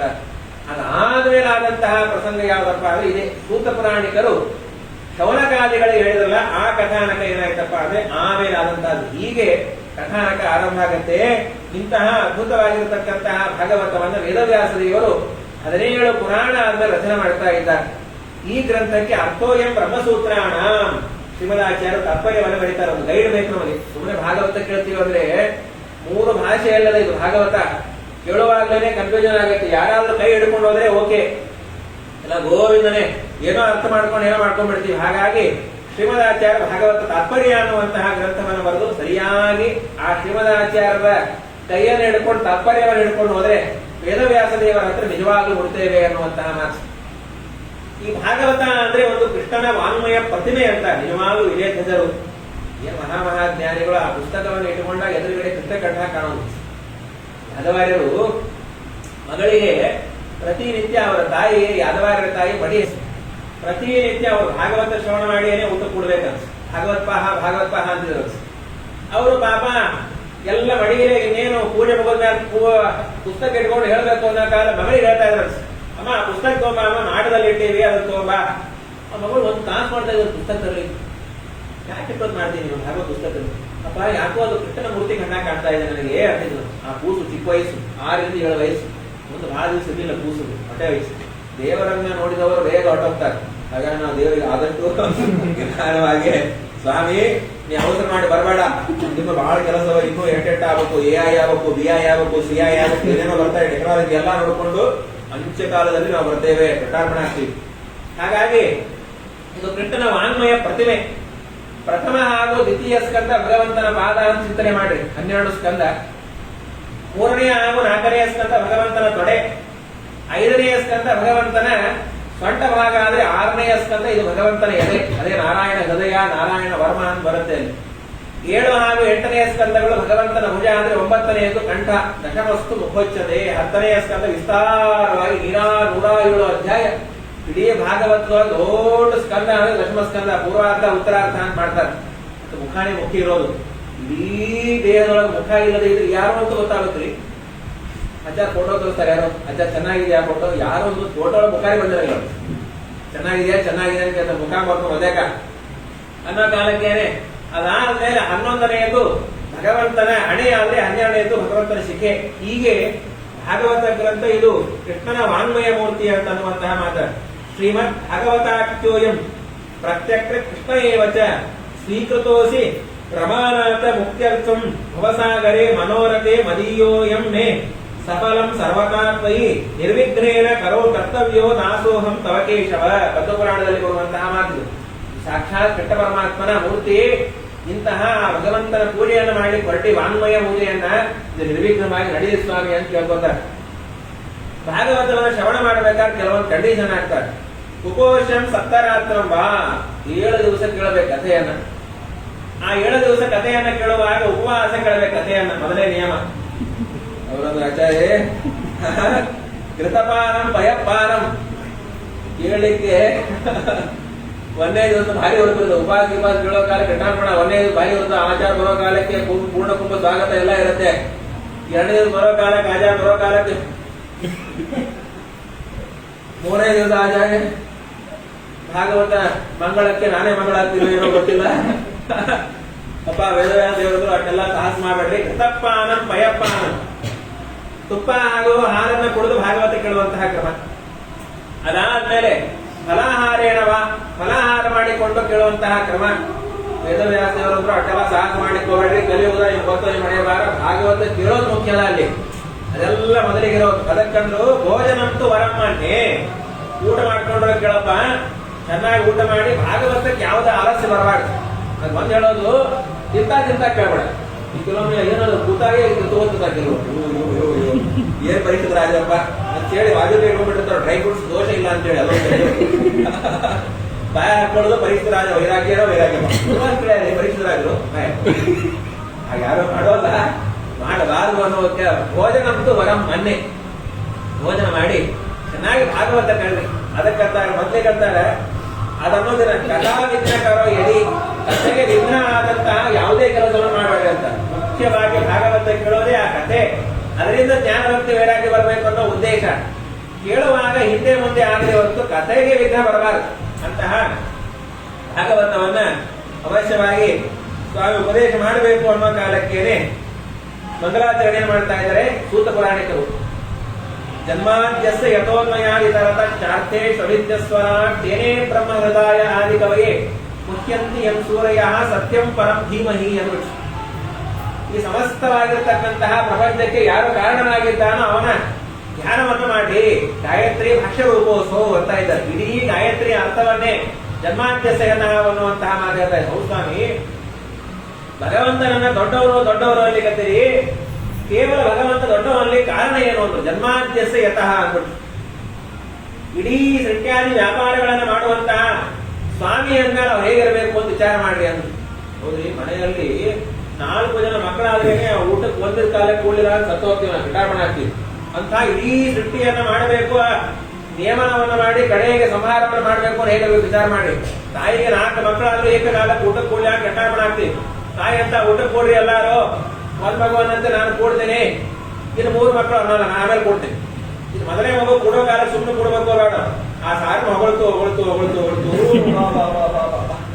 ಈ ಸಾರು ಇದ್ರೆ ಅಮೃತ ಮತನೇ ಮಾಡ್ತಾ ಇಲ್ಲ, ಇದನ್ನೇ ಕೊಡ್ಬಿಡ್ತಾರೆ. ಇದು ಮಾಡೋ ಕಾಲ ಕೆಂಪ ಆಗ್ಬಿಡುತ್ತೆ ಮಕ್ಕಳು. ಆ ಮಗುವನ್ನು ತಮ್ಮ ನಾನು ಕೊಡ್ತೀನಿ, ಕಾಫಿ ಮೊದಲೇ ಕೊಡಿ, ತೆರಿಗೆ ರೋಗ ಅಂತೇಳಿ ಅದು ತಟ್ಟಿ, ಇದು ಸಾರು, ಇನ್ನೊಂದು ಮಗು ಉಪ್ಪು, ಇನ್ನೊಂದು ಅಮ್ಮ ನಾನು ಕೊಡ್ತೀನಿ. ಏನಾಗಬೇಕು, ಒಂದ್ ಕಡೆ ಸಾರನ್ನ, ಒಂದ್ ಕಡೆ ಮದಿಗೆಯನ್ನ, ಒಂದ್ ಕಡೆ ತಟ್ಟಿ, ಇನ್ನೊಂದ್ಸಲ ಮೊದಲೇ ಕೂಡಲ ಪಾಪಿ ನಾನ್ ಕೈಲ ದುರ್ಗಾದೇವಿಯ ನಾನು ಇನ್ನೊಂದ್ಸಲ ಎಲ್ಲಾರು ಒಕ್ಕ ಕಾಲ ಕೂಡಲ ಕೊಂಡಾಕ್ಬಿಡ್ತೀನಿ ಪಾಪಿಟ್ಟ. ಮನೆಯಲ್ಲಿ 4 ಜನರನ್ನ ಸಂಭಾಳಿಸಕ್ಕಾಗಲಿ. ಇಡೀ ಪ್ರಪಂಚವನ್ನ ಭಗವಂತ ಎಲ್ಲವನ್ನ ಮಾಡಬೇಕು, ನಿಯಮನ ಮಾಡಬೇಕು ಅಂತ ಭಗವಂತನಿಗೆ ಏನಾದ್ರು ಟೆನ್ಷನ್ ಆಗತ್ತಾ? ನೀವು ಟೆನ್ಷನ್ ಮಾಡ್ಕೋಬೇಡ್ರಿ, ಏನು ಆಗೋಲ್ಲ. ಜನ್ಮಾದ್ಯಸ್ಯ ಯತಃ ಅಂದ್ರು ಒಂದೇ ಮಾತು ಅಲ್ರಿ. ಈ ಜನ್ಮಾದ್ಯಸ್ಯ ಯತಃ ಅಂತಿರ್ತಾರೆ, ಜಗತ್ತಿಗೆ ಜನ್ಮಾಧಿಕರ್ತರು ಆಗಿರ್ತಕ್ಕಂಥವ್ರು ವೇದೊಳಗೆ 16 ಮಂದಿ ಹೇಳ್ಯಾರ. ತನ್ನೋ ರುದ್ರ ಪ್ರಚೋದಯ, ತನ್ನೋ ಗಣಪತಿ ಪ್ರಚೋದಯ, ಗಣಪತಿ ಪೂಜೆ ಬರುತ್ತೆ. 106 ಮಂದಿ ಗಣಪತಿ, ರುದ್ರ, ಸ್ಕಂದ, ಪಾರ್ವತಿ ಎಲ್ಲರನ್ನೂ ಸೃಷ್ಟಿಕರ್ತ ಕೇಳಿದಾಗ ನಾವು ಯಾರನ್ನ ತಗೋಬೇಕು? ನೀವು ವಿಷ್ಣುವನ್ನ ಸರ್ವೋತ್ತಮ ಅಂತ ಹೇಳ್ತಾ ಇದ್ದೀರಿ, ಯಾರನ್ನ ತಗೋಬೇಕು? ಅದಕ್ಕಂದ್ರು ಶಾಸ್ತ್ರವನ್ನು ನಿರ್ಣಯ ಮಾಡಲಿಕ್ಕೆ 6 ಲಿಂಗಗಳು: ಉಪಕ್ರಮೋ, ಉಪಸಂಹಾರ, ಅಭ್ಯಾಸ, ಅಪೂರ್ವತ, ಬಲಹ, ಅರ್ಥವಾದೋಪತಿ ಚ ಲಿಂಗಂ ತಾತ್ಪರ್ಯ ನಿರ್ಣಯ. ವೇದಗಳಿಗೆ ಸುಮ್ಮನೆ ಅರ್ಥ ಮಾಡಬಾರದು. ಅಂದ್ರೆ ಲೌಕಿಕವಾದಂತಹ ಮಾತುಗಳಿಗೇನೆ ಹಿಂದೆ ಮುಂದೆ ನೋಡದೇನೆ ಅರ್ಥ ಮಾಡ್ಲಿಕ್ಕೆ ಹೋದ್ರೆ ಅಪಾರ್ಥ ಆಗತ್ತೆ. ಯಾರೋ 4-5 ದಿವಸ ಮುಂಚೆ ಏನೋ ಮಾತಾಡ್ಕೊಂಡಿರ್ತಾರೆ. ಇವು ಮಠಕ್ಕೆ ಬಂದ ಕಾಲಕ್ಕೆ ಅವ್ರಂತಾರೆ, ಅವ್ರು ಹೋದ್ರಿ ರಾಯರನ್ನು ಕೇಳ್ಕೊಂಡಿದ್ದೆ, ಹೊರಟೇ ಹೋದ್ರು. ನೀವು ಹೋಗ್ಲಿಕ್ಕೂ ರಾಯರನ್ನು ಕೇಳ್ಬೋದಾರ ನದಿ ಅಂದ್ರೆ ಅವರದ್ದು ಯಾರೋ ಪಾದರಾಯಣ ಸಂಬಂಧ 1 ತಿಂಗಳು ಇವ್ರು ಬರೆಯೋ ಕೂತ್ಬಿಟ್ಟಿರ್ತಾರೆ. ಹೋದ್ರೆ ಅವ್ರು ಹೋದ್ರ ಅಂತ ಇವ್ರು ಕೇಳ್ತಾರೆ, ಇವ್ರು ಹೋದ್ರು ಅಂತ ಹೇಳ್ತಾರೆ. ಇವ್ರು ವೈಕುಂಠಕ್ಕೆ ಹೋದ್ರು ಅಂತ ಇವ್ರು ತಿಳ್ಕೊಂಡಿರ್ತಾರೆ. ಹಿಂದೆ ಮುಂದಿನ ಮಾತು ನೋಡ್ದೇನೆ ಮಾತನ್ನ ಅರ್ಥ ಮಾಡ್ಲಿಕ್ಕೆ ಹೋದೇನೆ ಅಪಾರ್ಥ ಆಗತ್ತೆ ಅಂತ ವೇದಗಳಿಗೆ ಮಾತು ಮತ್ತೇನ್ ಮಾಡ್ಬೇಕು? ಈ ತರತಃ ಅರ್ಥೇಶು ಅಭಿಜ್ಞ ಸ್ವರಾಟ್ ಸಮನ್ವಯ, ತತ್ವ ಸಮನ್ವಯಾತ್ವಂ ಅನ್ನುವಂತಹ ಸೂತ್ರವನ್ನು ಇಟ್ಟುಕೊಂಡು ಸಮನ್ವಯ ಮಾಡ್ರಿ, ಆಮೇಲೆ ಮಾಡ್ರಿ. ಅದಾದ್ಮೇಲೆ ಅಂದ್ರು ಅರ್ಥೇಶು ಅಭಿಜ್ಞ, ದೇವರು ಇಷ್ಟು ಸೃಷ್ಟ್ಯಾದಿಗಳನ್ನು ಮಾಡ್ಯಾನಂದ್ರೆ ಅವನು ಸರ್ವಜ್ಞನೇ ಆಗಿರಬೇಕು. ಇಷ್ಟು ಸೃಷ್ಟ್ಯಾದಿಗಳನ್ನು ಮಾಡ್ಯಾನ ಸರ್ವಜ್ಞ ಅಂತ ಹೇಗೆ ಮಾಡ್ತೀರಿ? ಬೈ ಡಿಫಾಲ್ಟ್ ಅಂತಾರೆ. ಅಲ್ರಿ, ಒಂದು ಅನ್ನ ಮಾಡಬೇಕಾದ್ರೆ ಸಾಮಾನ್ಯ ಜ್ಞಾನ ಇರ್ಬೇಕು. ಅನ್ನವನ್ನು ಮಾಡ್ಬೇಕಾದ್ರೆ ಕೆಲವರು ಯಾವತ್ತೂ ಮಾಡದೇ ಇರುವವರ ಅನ್ನ ಏನು ಅಂತ ಗೊತ್ತಾಗ್ರಿ ಮಾಡ್ಲಿಕ್ಕೆ. ಕಂಚಿ ಕೆಳಗ ಕೆಂಡ ಇಡಬೇಕು, ಕಂಚಿ ಮೇಲೆ ಕೆಂಡ ಇಡಬೇಕು, ಅಥವಾ ನಾವೇ ಅಕ್ಕಿ ಹಾಕೊಂಡು ಗಂಡದ ಮೇಲೆ ನಾವೇ ಕೊಡಬೇಕು ಅಂತ ಒಬ್ಬರು ಮಾಡಿದ್ರು ಪಾಪ ಅನ್ನ ತ್ರಿವಿಧ ತೀವ್ರಾಶಿಗಳಿಗೂ ಆಗಿಲ್ಲ. ಕೆಳಗಡೆ ಗೋಪಿ ಚಂದನ, ಮಧ್ಯದಲ್ಲಿ ರೊಟ್ಟಿ, ಮೇಲೆ ಮಂತ್ರಾಕ್ಷತೆ. ಯಾರು ಬೇಕಾದ್ರೂ ಊಟ ಮಾಡ್ಬೋದು. ಶಾಸ್ತ್ರಿಕರು, ರಾಜಸರು, ತಾಮಸರು ಇವ್ರು ಚೆನ್ನಾಗಿ ಮಾಡ್ತಾರೆ. ಅನ್ನ ಮುಚ್ಚಳಿ ಬಾಯಿ ಏನೋ ಆಗಿತ್ತು ಪಾಪ ಆಗ್ತಾರೆ. ಒಂದು ಅನ್ನ ಮಾಡಬೇಕಾದ್ರೆ ಸಾಮಾನ್ಯ ಜ್ಞಾನ ಬೇಕು ಅಂದ್ರೆ ಇಡೀ ಪ್ರಪಂಚ ಸುಮ್ಮನೆ ಊಹೆ ಮಾಡ್ಬೇಕು. ಯಾರೋ ಹೇಳ್ತಾರಂತಲ್ಲ, ಎಷ್ಟು ವಿಚಾರ ನೋಡ್ರಿ. ಇಷ್ಟೆಲ್ಲ ನೀವು ಪ್ರವಚನ ಕೇಳಿದಿರ್ತೀರಿ. ಎಲ್ಲರಲ್ಲಿಯೂ ಇಂದ್ರಿಯಗಳನ್ನ ಕಾಟವನ್ನು ಕೊಡಬೇಕು ದೇವರು. ಹೇಳೋ ಶಕ್ತಿ ಕೊಡಬೇಕು, ನನ್ನಲ್ಲಿ ಹೇಳೋ ಶಕ್ತಿ ಕೊಡಬೇಕು. ಕೆಲವರು ತಿಳಿಯುತ್ತೆ, ಕೆಲವರು ತಿಳಿಯೋಲ್ಲ. ವಿಚಾರ ಇರ್ತದೆ ನೋಡ್ರಿ. ಎಲ್ಲಾರು ಅವ್ರ ಯೋಗ್ಯತೆಗೆ ತಕ್ಕ ಹಾಗೆ ಮಾಡಿಸ್ಬೇಕು. ಏನು ಭಗವಂತನ ವ್ಯಾಪಾರ. ಹೊರಗಡೆ ಅವರವರದೇ ಜೀವನ ನಡೆದಿರುತ್ತೆ. ಅಲ್ಲಿ ನಾವಿಲ್ಲಿ ಪ್ರವಚನ ಕೇಳ್ತಾ ಇದ್ದೀವಿ, ಎಲ್ಲರೂ ಕೂಡಿ ಪ್ರವಚನ ಕೇಳಿ ಬರೋಲ್ಲ ಬಿಡೋಲ್ಲ. ಕೆಲವರು ಗಣಪತಿ ತಗೋತಿರ್ತಾರೆ, ಕೆಲವರು ಹೂವು ತಗೋತಿರ್ತಾರೆ, ಕೆಲವರು ಹಣ್ಣು ತಗೋತಿರ್ತಾರೆ. ಅವ್ರ ವ್ಯಾಪಾರ ನಡಿಬೇಕು. ಏನ್ ವ್ಯಾಪಾರವನ್ನು ಭಗವಂತ ಮಾಡಬೇಕು ಅಂದ್ರೆ ಅನಂತ ಜೀವರಾಶಿಗಳಿಗೆ ಮಾಡಿಸ್ಬೇಕು ಅಂದ್ರೆ ಅರ್ಥೇಶು ಅವಿಜ್ಞ ಸ್ವರಾಟ್. ಇಷ್ಟೇನಾದ್ರೂ ಆದ್ರೆ ಭಗವಂತನಿಗೆ ಸುಸ್ತಾಗತ್ತ ಅಂದ್ರೆ ಸ್ವರಾಟ್ ಸ್ವತಂತ್ರ. ಅವನಿಗೆ ಏನ್ರಿ ಸುಸ್ತು? ನಮಗೆ ಬಿಟಾಮಣ ಆಗ್ತೇವೆ ನಾವೆಲ್ಲರೂ. ಒಂಚೂರು ಕೆಲಸ ಮಾಡ್ಲಿ ಬಿಡ್ಲಿ ಕೆಲವೊಬ್ರು ಎಕ್ಸ್ಪ್ರೆಷನ್ ಮಾಡ್ತಿರ್ತಾರ. ಸಾಕಾಗ್ರಿ ಚಾತುರ್ಮಾಸಿ, ಏನಾಯ್ತು ನೀವ್ ಮಾಡಿದ್ರೆ? ಇಲ್ಲಿ ಊಟ ಮಾಡಿದ್ದೆ ಸಾಕಾಯ್ತು ನನಗೆ. 50 ದಿವಸ ಭೋಜನನೇ ಅವ್ರ ಸೇವಾ ಒಟ್ಟು ಮಾಡಿದ್ರೆ ಸುಸ್ತಾಗಿರುತ್ತೆ ಕೆಲವರಿಗೆ. ಅಂತ ಹೇಗಾಗತ್ತೆ? ಮುಖ್ಯಂತಿ ಎನ್ ಸೂರ್ಯ. ದೇವರ ಭಗವಂತನ ವ್ಯಾಪಾರವನ್ನು ತಿಳಿಲಿಕ್ಕೆ ಆಗೋಲ್ಲ. ಒಂದು 4-5 ಸಿದ್ಧಾಂತಗಳಲ್ಲಿ ಭಗವಂತನ ಸೃಷ್ಟಿ ಸುಳ್ಳು ಅಂತದೆ. ವೃಷ ಅಂತ ಬರುತ್ತೆ ಶಬ್ದ. ಭಗವಂತ ಮಾಡಿದಂತಹ ಸೃಷ್ಟಿ ಸುಳ್ಳು ಅಂತ ಬರುತ್ತೆ. ಹಾಗೆ ಅನ್ಬೇಡ್ರಿ. ಯಾರಿಗೆ ತಾಕತ್ತಿರೋಲ್ಲ ಅವರು ಸುಳ್ಳಾದ ಸೃಷ್ಟಿಯನ್ನು ಮಾಡ್ತಾರೆ. ದೇವರಿಗೆ ಯಾಕೆ ಸುಳ್ಳಾದ ಸೃಷ್ಟಿಯನ್ನು ಮಾಡಬೇಕು? ತಾಕತ್ತಿರುವಂತಹ ವ್ಯಕ್ತಿ ಅದ್ಭುತವಾಗಿ ಮಾಡ್ತಾನೆ. ನೋಡ್ರಿ, ಮೈಸೂರು ಸಿಲ್ಕ್ ಹೋಗಿ 15,000 ರೂಪಾಯಿ ಸೀರೆ. ಅದು ಯಾರಿಗೆ ತಾಕತ್ತಿರುತ್ತೋ ಅವ್ರು ತಗೋತಾರೆ. ನಮ್ಮ ನಿಮ್ಮಂತವ್ರು ಅದು ಮೈಸೂರೊಳಗೆ ಒಂದು ಸಿಲ್ಕು ಪಾಲಿಟರ್ ಸೀರೆ 1500 ರೂಪಾಯಿ ತಗೊಂಡ್ಬಿಡ್ತಾರೆ. Mysore silk, Mysore silk. ಯಾರಿಗೆ ಯೋಗ್ಯತೆ ಇರುತ್ತೋ ಅವ್ರು ಮಾಡ್ತಾರ. ಸತ್ಯಮಾ ಸೃಷ್ಟಿಸ್ಯ ಅಂತಾರೆ ಶ್ರೀಮದಾಚಾರ್ಯರು. ಯಾಕೆ ಮಾಡ್ಬೇಕ್ರಿ? ಪಾಪ ಯಾರು ಹೇಳಿದ್ರು ಅಧಿಕ ಮಾಸದಲ್ಲಿ ದಾನ ಕೊಟ್ರೆ ಪುಣ್ಯ ಬರುತ್ತೆ ಅಂತ. ಪಾಪ ಅವ್ರು ಅನ್ಕೊಂಡ್ರು ದಾನ ಕೊಡೋದು ಕೊಡ್ತೀವಿ, ಸುಮ್ಮನೆ ಯಾವ್ದೋ ಸಂಕಲ್ಪ ಮಾಡೋದು. ಸಂಕಲ್ಪ ಮಾಡಿದ್ರು ಪುಣ್ಯ ಅಂತ ಅನ್ಕೊಂಡಿದ್ರು ಕೆಲವರು. ಅವರದು ಈ ಸಲ ಅಧಿಕ ಮಾಸಪ್ಪ 33 ಮನೆ ದಾನ. ಅವರೊಂದು ನಾವು 33 ಮನೆ ದಾನ ಕೊಡ್ಬೇಕಂತ ಮಾಡಿ ಆಚಾರ್ಯ ನಮ್ದು ಹೆಸರು ಮಾಡ್ಕೊಂಡಿರ್ತೀವಿ. ನಮ್ಮ ಹತ್ತವ್ರು ಗೊತ್ತೇ ಬಿಟ್ಟಿರ್ತೀವಿ. ದಾನ ಅಂದ್ರೆ ಬದಲಿಕಾಗಿರ್ತೀವಿ. ಅಲ್ಲಿ ಅನ್ನೋ ಕಾಲಕ್ಕೆ ದಾನ ಕೊಡ್ತೀರಿ, ಅನ್ನೋ ಕಾಲಕ್ಕೆ ಯಾವ ಏರಿಯಾ ಬೇಕಂದ್ರು ಏರಿಯಾ ಬೇರೆನಾ? 11 ಮನೆ ಟ್ರಿಪಲ್ ಕೆ, 11 ಮನೆ ಟಿ ನಗರ, ಇನ್ನು 11 ಮನೆ ಕೇಳ್ತೀರಿ ಬ್ಯಾರಿ ಸೋಲ ಕೊಟ್ಬಿಡ್ತೀವಿ, ಬ್ಯಾರೆ ಹೊಡ ಹಾಕ್ರೆ. ಹೌದಾ? ಹೌದಾ ಆಚಾರ್ಯ, ನಾವು ನಮ್ದು ಹೆಸರು ಮಾಡ್ಕೊಂಡ್ಬಿಡಿ. ನೀವೆಲ್ಲಿ ಇರ್ತೀವಿ? ನಾವೆಲ್ಲಿರಲ್ಲ, ರಾಯರ್ ಮಾಡಿದವಾಗ ಇರ್ತೀವಿ. ರಾಯರ್ ಮಾಡಿದಾಗ ಒಂದು ಮೂಲೆಯೊಳಗೆ ನಾವು ಚೀಲ ಇಟ್ಕೊಂಡಿದ್ದೀವಿ. ಅವ್ರು ಹೊರಗೆ ಹಾಕಿದ್ರೆ ಉತ್ತರ ಮಠ, ಅವ್ರು ಹೊರಗೆ ಹಾಕಿದ್ರೆ ಯಾತ್ರಾ ಮಠ, ಅವ್ರು ಹೊರಗೆ ಹಾಕಿದ್ರೆ ಕೆಟ್ಟ ಮಠ. ನಿಮಗೆ ಮನೆ ಇಲ್ವಾ? ನಮಗೆ ಮನೆ ಇಲ್ವಾ? ದಾನ ಅನ್ನೋದು ಯಾರು ಹೇಳಿದ್ರು ಸಂಕಲ್ಪ ಮಾಡಿದೇನೆ ಪುಣ್ಯ ಬರುತ್ತೆ ಅಂತ ಹೇಳಿ. ಹಾಗಾಗಿ ಸಂಕಲ್ಪ ಮಾಡಿದೆ. ಪಾಪಿ ನಾನು ದಾನ ಮಾಡ್ತೀನಿ ಇವತ್ತು 33 ರೂಮು. ಎಲ್ಲಿ ಅಂದ್ರು? ವಿಧಾನಸೌಧ ಬೆಂಗಳೂರು. ಇದ್ದೆ ಬಿಡಿಸಿಕೊಂಡು ಹೋಗಿ ಹಾಳಾಗೋಗ. ಬರೇ ಸಂಕಲ್ಪ ಮಾಡಿದೇನ್ರಿ. ಯೋಗ್ಯತೆ ಇದ್ದಂತಹ ಮಹಾನುಭಾವರು ವ್ಯಾಸರಾಜರು 1,00,000 ಜನ ಬ್ರಾಹ್ಮಣರಿಗೆ ಮನೆಯನ್ನು ದಾನ ಮಾಡಿದ್ರು. ಅಲ್ರಿ, ವ್ಯಾಸರಾಜರಂತಹ ಮಹಾನುಭಾವರಿಗೆ ದಾನ ಮಾಡಬೇಕಾದ್ರೆ ಇವರು ವೇದವ್ಯಾಸ ದಾನ ಮಾಡೋಲ್ಲ. ಅಂತಹ ಭಗವಂತನನ್ನ 3 ವಿಧವಾದಂತಹ ಸೃಷ್ಟಿ. ಸ್ವಯಂ ಭಗವಂತನ ಅವತಾರ, ಅದೊಂದು ಸೃಷ್ಟಿ. ಇನ್ನೊಂದು ಜೀವನಿಗೆ ದೇಹ ಸಂಬಂಧ ಕೊಡೋದು. ಎಲ್ಲರಿಗೂ ಅವರದೇ ಆದಂತಹ ದೇಹ ಸಂಬಂಧ, ಜಡಭೂತವಾದಂತಹ ಪದಾರ್ಥಗಳ ಸೃಷ್ಟಿ. ಹೀಗೆ 3 ವಿಧವಾಗಿರತಕ್ಕಂತಹ ಸೃಷ್ಟಿಯನ್ನು ಮಾಡ್ತಾನೆ. ಅಂತಹ ಭಗವಂತನನ್ನ ಧ್ಯಾನ ಮಾಡ್ರಿ ಅನ್ನೋ ಕಾಲಕ್ಕೇನೆ ಹೌದು ಈ ಭಾಗವತವನ್ನ ಕೇಳಬೇಕಾದ್ರೆ ಏನು ಮುಖ್ಯವಾದಂತಹ ಕ್ವಾಲಿಫಿಕೇಶನ್ ಏನು ಅನ್ನೋ ಕಾಲಕ್ಕೆ ವೇದವ್ಯಾಸದೇವರದು ಧರ್ಮ ಪ್ರೋಚಿತ ಕೈತವೋತ್ರ ಪರಮಃ ನಿರ್ಮತ್ಸರಾಣಾಂ ಸತಂ ವೇದ್ಯಂ ವಾಸ್ತವಂ ಅರ್ಥ ವಸ್ತು ಶಿವರಂ ತಾಪತ್ರಯೋನ್ಮೂಲಮಂ ಶ್ರೀಮದ್ ಭಾಗವತೆ ಮಹಾಮುನಿಕೃತೆ ಕಿಂವಾ ಪರಿರೀಶ್ವರಃ ಸತ್ಯಃ ಹೃದ್ಯವರುದ್ಯತೇತ್ರ ಕೃತಿಭಿಃ ಶುಶ್ರೂಷವಿ ತಕ್ಷಣಾತ್ ಅನ್ನುವಂತಹ ಮಾತನ್ನು ಹೇಳ್ತಾ ಇದ್ದಾರೆ. ಧರ್ಮಪ್ರೋಚಿತ ಕೈತವಃ, ಕೈತವಃ ಅಂದ್ರೆ ಮೋಸ ಮಾಡಬಾರದು. ನಿರ್ಮತ್ಸರಾಣಾಂ ಸತಾಂ ಅನ್ನುವಂತಹ 2 ಮಾತು ಭಾಗವತವನ್ನು ಕೇಳೋರು ಇರಬೇಕು. ಅದೇ ಇದಲ್ಲ, ಒಂದೇದು ಒಳಗಡೆ ಇರುವಂತಹ ಮತ್ಸರ ಇರಬಾರದು ಒಂದು. ಇನ್ನೊಂದೇನಪ್ಪಾ ಅಂದ್ರೆ ಹೊಟ್ಟೆ ಕಿಚ್ಚು 2. ಹಾಗಾಗಿ ಆಮೇಲೆ ಏನಪ್ಪಾ ಅಂದ್ರೆ ಕೈತವ. ಕೈತವ ಅಂದ್ರೆ ಒಳಗಡೆ ಒಂದು ಹೊರಗಡೆ ಒಂದು ಇರಬಾರ್ದು. ಭಾಗವತವನ್ನ ಕೇಳಬೇಕಾದ್ರೆ ವಿಷ್ಣು ಪ್ರೇರಣೆಯ ವಿಷ್ಣು ಪ್ರೀತಿ ಅರ್ಥವಂತೆ ಕೇಳಬೇಕು. ಬೆಳಗ್ಗೆ ಹೇಳಿದೆ ಸಂಕಲ್ಪ ಎಲ್ಲವನ್ನ ಮಾಡಿಸ್ತೀವಿ ನಾವೆಲ್ಲಾರು. ಸಂಕಲ್ಪ ಮಾಡಿದಾಗ ಎಲ್ಲಾ ಫಲವನ್ನು ತಲೆಯಲ್ಲಿ ಇಟ್ಟುಕೊಂಡು ಭಾಗವತವನ್ನು ಶ್ರವಣ ಮಾಡುವ ಹಾಗಿಲ್ಲ. ಸಂಕಲ್ಪ ಮಾಡುವಂತಹ ಕ್ರಮವನ್ನು ವೇದವ್ಯಾಸದೇವರು ಹೇಳ್ಯಾರ. ಸಂಕಲ್ಪ ಮಾಡಿದ ಮೇಲೆ ನಮ್ಮ ತಲೆಯಲ್ಲಿ ಮಾತ್ರ ಇರಬೇಕಾಗಿ ಇದರಿಂದಾಗಿ ಕೃಷ್ಣ ಪರಮಾತ್ಮ ಭಗವಂತ ಪ್ರೀತನಾಗಿ ಪ್ರೀತನಾದ್ರೆ ಏನ್ರಿ? ದೇವರ ಪ್ರೀತನಾದ್ರೆ ಈ ಸಂಕಲ್ಪ ಮಾಡಿದ್ದಲ್ಲ ಎಲ್ಲಾನು ಕೊಡ್ತಾನೆ. ಹಾಗಾಗಿ ನಿರ್ಮತ್ಸರಾಣ ಸದಾ ಮಾತ್ಸರ್ಯವನ್ನು ಪಡಬಾರದು ಅಂತ. ಮುಖ್ಯವಾಗಿ ಈ ಮಾತ್ಸರ್ಯ ಅನ್ನೋದು ಈಗ ಭಾರಿ ಮಾತ್ಸರ್ಯ ಪಡ್ತೀವಿ. ಅದರೊಳಗೂ ಕೂಡ ಉತ್ತಮೇಶು ಆತ್ಮನೋ ನಿತ್ಯಂ ಮಾತ್ಸರ್ಯಂತು ಪರಿವರ್ಧಯೇ ಶ್ರೀಮದಾಚಾರ್ಯ ನಿರ್ಣಯ ಕೊಡ್ತಾರೆ. ಏನೋ ನಮ್ಮ ವಯಸ್ಸಿನವರಲ್ಲಿ ಏನಾದ್ರು ಸಣ್ಣ ಪುಟ್ಟ ಮಾತ್ಸರ್ಯ ಮಾಡಿದರೆ ತಪ್ಪೇ ಇಲ್ಲ ಅಂದಿಲ್ಲ. ಆದ್ರೆ ಉತ್ತಮರಾದಂತಹ ಜ್ಞಾನಿಗಳಲ್ಲಿ ಮಾತ್ಸರ್ಯವನ್ನು ಮಾಡಬಾರ್ದು. ಯೋಗ್ಯವಾಗಿ ಪಂಡಿತರಿರ್ತಾರೆ, ಜ್ಞಾನವೇ ಇರುತ್ತೆ, ಅವ್ರು ನೋಡಿ ಅಯ್ಯೋ ಉಪನ್ಯಾಸ ಹೇಳಿದ್ರೆ ಅಟ್ಟೆ ಬಿಡ್ರಿ, ಯಾಕ್ರಿ ಚೆನ್ನಾಗಿ ಹೇಳಿದ್ರು, ಅಯ್ಯೋ ಅವೆಲ್ಲಾನು ಬರ್ಕೊಂಡ್ ಮಾಡ್ಬಿಟ್ಟೆ ಹೇಳ್ತಾರೆ ಯಾವಾಗ್ಲೂ. ನೀವು ನಾವೇನು ಹೇಳಲ್ಲಪ್ಪ, ನೀ ಏನೋ ಹೇಳಲ್ಲ, ಅವ್ರು ಮಾಡಿದ್ರು ನೋಡಲ್ಲ. ಯಾರ ಉತ್ತಮರಲ್ಲಿರುವಂತಹ ಯಾವ ಗುಣವನ್ನ ನೋಡಿ ನೀನು ಆಶ್ಚರ್ಯ ಪಡ್ತೀಯೋ, ನಿನ್ನಲ್ಲಿ ಆ ಗುಣ ಮೈನಸ್ ಆಗತ್ತೆ, ತಲೆಯಲ್ಲಿಟ್ಟುಕೋ. ಅವರ ಜ್ಞಾನವನ್ನ ನೋಡಿ ನೀ ಏನಾದ್ರು ಆಶ್ಚರ್ಯ ಪಟ್ಟೆ, ನಿನ್ ಗೌರವವನ್ನು ವಾಯಿಸಿದ್ರೆ ಮತ್ತೋಗುತ್ತೆ. ಮರು ದಿವಸ ಪಾಂತು ಪಾಂತು ಪಾಂತು ಪಾಂತು ಕೆಲವರಾಗತ್ತೆ, ಹಿಡಿಯ ಬಿಟ್ಟಿರ್ತಾರಲ್ಲ ಅದು ವಿಶ್ವಾಸ, ಅವರೆಲ್ಲ ಬಿಟ್ಟಿರ್ತಾರೆ, ಅಲ್ಲೆಲ್ಲೇ ಮತ್ತೋಗಿರ್ತದೆ ಎಲ್ಲ. ದೊಡ್ಡವರಲ್ಲಿ ಮಾಡಬಾರದು. ನಮ್ಮ ಯೋಗ್ಯತಾ ಎಷ್ಟಿರತ್ತೋ ಜ್ಞಾನ ಸಂಪಾದನೆ ಮಾಡಬೇಕೆ ಹೊರತು ಬೇಕಾದಿರಲಿ ಎಂದು ಕೂಡ ಮಾಡಬಾರದು.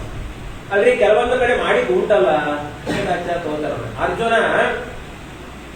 ಏಕಲವ್ಯರಲ್ಲಿ ಮಾತ್ಸರ್ಯವನ್ನು ಮಾಡಿದ್ದು ತಪ್ಪ ಸರಿನೋ? ಜ್ಞಾನಿಗಳು ಕೂಡ ಕೆಲವೊಂದು ಕಡೆ ಮಾತ್ಸರ್ಯ ಮಾಡಿದ ಕೊಡೆ ಏಕಲವ್ಯರನ್ನು ನೋಡಿ ಅರ್ಜುನ ಮಾತ್ಸರ್ಯ ಪಟ್ಟಿದ್ದು ಉಂಟಲ್ಲ ಅಂತಂದ್ರೆ ಹೌದು. ಆದ್ರೆ ಅದು ಮಾತ್ಸರ್ಯ ಪಟ್ಟಿದ್ದು ಯೋಗ್ಯತಾ ಮೀರಿ ಮಾಡಿದಂತಹ ಪುಣ್ಯವನ್ನ ಕಡಿಮೆ ಮಾಡಲಿಕ್ಕೆ, ಮತ್ತು ಅವನು ಮಾತ್ಸರ್ಯ ಪಟ್ಟಿದ್ದಕ್ಕೇನೆ ಮುಂದೆ ಮಹಾಭಾರತ ಯುದ್ಧವನ್ನ ಯೋಗಕ್ಷೇಮವಾಗಿ ಆಡ್ಲಿಕ್ಕೆ ಆಯಿತು. ಧರ್ಮನೇ ಅರ್ಜುನ ಮಾಡಿದ್ದು ಅಧರ್ಮ ಅಲ್ಲ. ಆದರೆ ನೀವ್ಯಾರಾದ್ರೂ ಕೂಡಿ ದೊಡ್ಡವರನ್ನ ನೋಡಿ ಮಾತ್ಸರ್ಯವನ್ನು ಪಡಬೇಡ್ರಿ ಶ್ರೀಮದಾಚಾರ್ಯ ಅಂತ. ಅರಿಕಟ್ಟೆ ಈ ಎಲ್ಲಾ ರೋಗಕ್ಕೂ ಮೆಡಿಸಿನ್ ಉಂಟು. ಮಾತ್ಸರ್ಯಕ್ಕೆ ಮೆಡಿಸಿನ್, ಹೊಟ್ಟೆ ಕಿಚ್ಚಿಗೆ ಮೆಡಿಸಿನ್ ಕೊಟ್ಟು ಡಾಕ್ಟ್ರೇ ಹೊಟ್ಟೆ ಅಲ್ಲಿ ಹೇಳ್ತಾನಪ್ಪ, ನೀನು ಕೂಡ ಏನೋ ತಗೋ, ಇವನೋ ಅಲ್ಲ ಏನೋ ಅಲ್ಲ ರೀ, ನಮ್ ಬಂಧು ಬಳಗ ಎಲ್ಲ ಮ್ಯಾಲ ಬರ್ತಾ ಇದ್ದಾಗ ನಾನ್ ತಲೆ ಕೂತ್ಬಿಟ್ಟಿವಿ, ಹೀಗೆ ಮಾಡ್ಬೇಕು, ಅಯ್ಯೋ ಕರ್ಮ ಬಾ, ನಾನು ಎದುರುಗಡೆ ಒಂದು ನರಸಿಂಹ ಹೋಮ ಸಾಯ್ತಾ ಇದ್ದೀನಿ, ನಾನೇ ಎಲ್ಲಿ ಸಾಯ್ತಾ ಇದ್ದೀನಿ, ಅವ್ ಯಾವಾಗ ಬಿಟ್ಟು ಅಂತ ನಾನು ಯಾವ ಉದ್ದಾರ ಆಗ್ತೀನಿ, ನಾವಿಬ್ರು ಕೂಡಿ ರಾಯ ಕಟ್ಕೋಣ, ತಸ್ತ ಮುಕ್ಷಿ ಕಥಾ ದೋಷ ಸರ್ವೇ ನಶ್ಯಂತ ತಕ್ಷಣಾತ್ ಮಾತ್ಸರ್ಯ ಹೋಗಲ್ಲ ಬಿಡಲ್ಲ ಅನ್ನೋ ಕಾಲಕ್ಕೇನೆ ಈ ಭಾಗವತ ಅನ್ನುವಂತಹ ಗ್ರಂಥ ವೇದ ರೂಪವಾದಂತಹ ಗಿಡದಿಂದಾಗಿ ಬಂದಂತಹ ಹಣ್ಣು. ಆ ಹಣ್ಣನ್ನು ಶುಕಾಚಾರ್ಯರು ರುಚಿ ನೋಡ್ಯಾರ, ಅದ್ಭುತವಾಗಿರತಕ್ಕಂತಹ ಹಣ್ಣು. ಅಂತಹ ಹಣ್ಣನ್ನ ವೇದವ್ಯಾಸದೇವರು ರಸ ಮಾಡಿಕೊಟ್ರೆ ಕುಡ್ಲಿಕ್ಕೆ ಚೆನ್ನಾಗಿರುತ್ತೆ. ಹಣ್ಣು ಗಿಣ್ಣು ತಿನ್ನೋದು ಗಿನ್ನೋದೆಲ್ಲ ಆಗೋಲ್ಲ ಬಿಡಲ್ಲ. ನಿಗಮಕಲ್ಪತರೋರ್ಗಲಿತಂ ಫಲಂ ಶುಕಮುಖಾದಮೃತದ್ರವ ಸಂಯುತಂ ಪಿಬತ ಭಾಗವತಂ ರಸಮಾಲಯಂ ಮುಹುರಹೋ ರಸಿಕಾ ಭುವಿ ಭಾವುಕಾಃ. ಅವರಂದ್ರು ಈ ಹಣ್ಣನ್ನ ತಿನ್ಲಿಕ್ಕೆ ಆಗೋಲ್ಲ ಅಂತ ವೇದವ್ಯಾಸದೇವರು ರಸ ಮಾಡಿಕೊಟ್ಬಿಟ್ರು. ಯಾಕೆ ಕೆಲವೊಂದು ಹಣ್ಣು ತಿನ್ನೋದಕ್ಕಿಂತ ತತ್ವಬಿಡ್ತೀವಿ. ಈ ಕಬ್ಬು ಗಿಬ್ಬು ತಿನ್ನೋದು ಎಲ್ಲ ಆಗುತ್ತೆ, ಅದು ಜ್ಯೂಸ್ ಮಾಡ್ಕೊಟ್ರೆ ಚೆನ್ನಾಗಿರುತ್ತೆ. ಕಬ್ಬಿನವನ್ನ ಕುಡ್ಕೊಂಡ್ಬಿಡ್ತೀವಿ ಬಟಾಣೆ.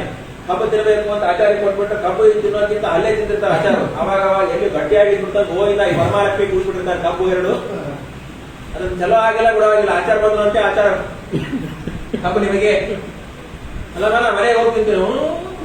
ವರಮಹಾಲಕ್ಷ್ಮಿ ಮಾಹಿತಿ ಮಹಾಲಕ್ಷ್ಮಿ ಅದು ಇಲ್ಲೇ ತಗೊಂಡೇ ಹೋಗ್ಬೇಕು, ಆಚಾರ ಅಲ್ಲೇ ಏನಾಗಬೇಕು ಅಟೆ ಗೋವಿಂದ. ಈ ಕೆಲವೊಂದು ನೋಡಿದ್ರೆ ಮೋಸಂಬಿ ಅಂತ ಮದುವೆ ಮನೆಗಳೆಲ್ಲ ಒಂದು ಮೋಸಂಬಿ ಅವ್ರು ಕಾಯಿ ಕೊಟ್ಬಿಡ್ತಾರೆ ಆಚಾರಿಗೆ.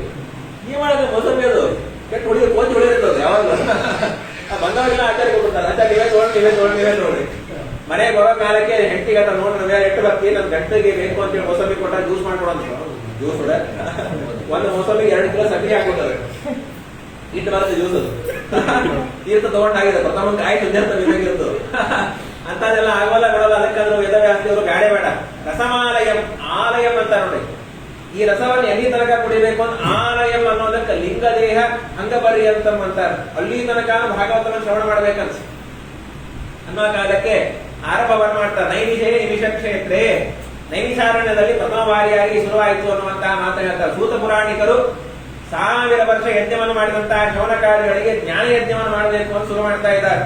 ಯಂಪ್ರೋರಜಂತ ಮನುಪೇತ ಮಪೇತ ಕೃತ್ಯಂ ದ್ವೈಪಾಯನೋ ವಿರಹ ಕಾತರ ಅಜುಹಾವ ಪುತ್ರೇತಿ ತನ್ಮಯತಯ ತರವೋ ವಿನೇದು ಸಂಸರ್ವಭೂತ ಹೃದಯಂ ಮುನಿಮಾನತೋಸ್ಮಿ ಯಸ್ಮಾನುಭಾವಮಖಿಲ ಶ್ರುತಿ ಸಾರಮೇಕಂ ಅಧ್ಯಾತ್ಮದೀಪಮತಿತೀಶತಾಂತಮೋಂದಂ ಸಂಸಾರಿಣಂ ಕರುಣಯಾಃ ಪುರಾಣ ಗುಹ್ಯಂ ತಂ ವ್ಯಾಸಸೂನುಪಯಾಮಿ ಗುರುಂ ಮುನೀನಾಂ. ಸೂತ ಪುರಾಣಿಕರು ಶುಕಾಚಾರ್ಯ ಶಿಷ್ಯರು ಅಂದ್ರೆ ಆ ಶಿಷ್ಯರಲ್ಲ. ಯದ್ಯಪಿ ಭಾಗವತವನ್ನ ಸ್ವತಃ ವೇದವ್ಯಾಸರು ಶುಕಾಚಾರ್ಯ ಹೇಳಬೇಕಾದ್ರೆ ಅಲ್ಲೇ ಕೂತು ಸೂತ ಪುರಾಣಿಕರು. ಆದ್ರೆ ಮತ್ತೊಂದು ಬಾರಿ ಶುಕಾಚಾರ್ಯ ಮುಖದಿಂದ ಭಾಗವತವನ್ನ ಕೇಳಿದ ಮೇಲೆ ಉಪದೇಶ ಆರಂಭ ಆಯಿತು. ಹಾಗಾಗಿ ಶುಕಾಚಾರ್ಯರನ್ನ 2 ಬಾರಿ ಸ್ತೋತ್ರ ಮಾಡ್ತಾರೆ. ತಕ್ಷಣಕ್ಕೆ ವಿಷ್ಣು ತೀರ್ಥರು ಭಾಗವತ ಸಾರೋದ್ಧಾರವನ್ನು ಬರೆದಂತಹ ಅಧ್ಯಾತ್ಮ ರಸಂಜನಿ ಬರೆದಂತಹ ಅರಣ್ಯಕಾಚಾರ ಅಂದ್ರೆ 1 ಬಾರಿ ಮಂಗಳಾಚರಣೆ ಮಾಡ್ಬೇಕಾಗಿ ಶುಕಾಚಾರ್ಯನ 2 ಬಾರಿ ಯಾಕೆ ಮಾಡಿದ್ರಲ್ಲ? ಇಲ್ಲ ಶುಕಾಚಾರ್ಯ 2 ಗುರುಗಳು ಅಂತ ಹೇಳಿ ಇದು ಟ್ಯೂಷನ್ ಹೇಳೋ ಗುರುಗಳು ಮತ್ತು ಒಳಗಡೆ ಲೆಕ್ಚರರ ಹಾಗಲ್ಲ. ಒಳಗಡೆ ನಿಂತು ಭಾಗವತವನ್ನ ಕೇಳಿದಾಗ ತಿಳಿಸೋರು ಅವರೇ, ಹೊರಗಡೆ ನಿಂತು ಭಾಗವತವನ್ನು ಉಪದೇಶ ಮಾಡೋರು ಶುಕಾಚಾರ್ಯ. ಹಾಗಾಗಿ 2 ಬಾರಿ ಭಾಗವತವನ್ನು ಉಪದೇಶ ಮಾಡಿದ್ದು, 2 ಬಾರಿ ಉಪದೇಶ ಕೇಳ್ರಿ.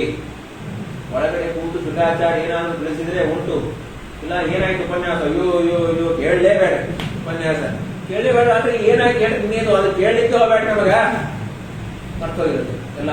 ಶುಕಾಚಾರ್ಯ ಒಳಗಡೆ ಕೂತು ಏನಾದ್ರು ಸ್ವಲ್ಪ ತಿಳಿಸಿದ್ರು ಅಂದ್ರೆ ಒಟ್ಟು ಇಲ್ಲ ಹೋಗಿ ಅದಾದ್ಮೇಲೆ ಶುರು ಮಾಡ್ತಾರೆ. ನಾರಾಯಣ ನಮಸ್ಕೃತ್ಯ ನರಂಚೈವ ನರೋತ್ತಮಂ ಅಂತ ಹೇಳಿ ದೇವೀಂ ಸರಸ್ವತೀಂ ವ್ಯಾಸಂ ತಥೋಜಯ ಮುದಿಯರೇ ಅಂತ ಹೇಳಿ ಆರಂಭ ಮಾಡೋ ಕಾಲಕ್ಕೇನೆ ಮೊದಲಿಗೆ ಸೂತ ಪುರಾಣಿಕರು ಭಗವಂತನ 22 ರೂಪಗಳನ್ನು ಹೇಳ್ತಾರೆ. ಇನ್ನೂ ಡೈರೆಕ್ಟ್ ಆಗಿ ಶುಕಾಚಾರ್ಯ ಹೋಗಿಲ್ಲವರು. 22 ಭಗವಂತನ ರೂಪ. ಜಗೃಹೇ ಪೌರುಷಂ ರೂಪಂ, ಇದು ಸೃಷ್ಟಿಯ ಆದಿಯೊಳಗೆ ಭಗವಂತ ಪುರುಷ ರೂಪ ಅಂತ ಸ್ವೀಕಾರ ಮಾಡಿದರು.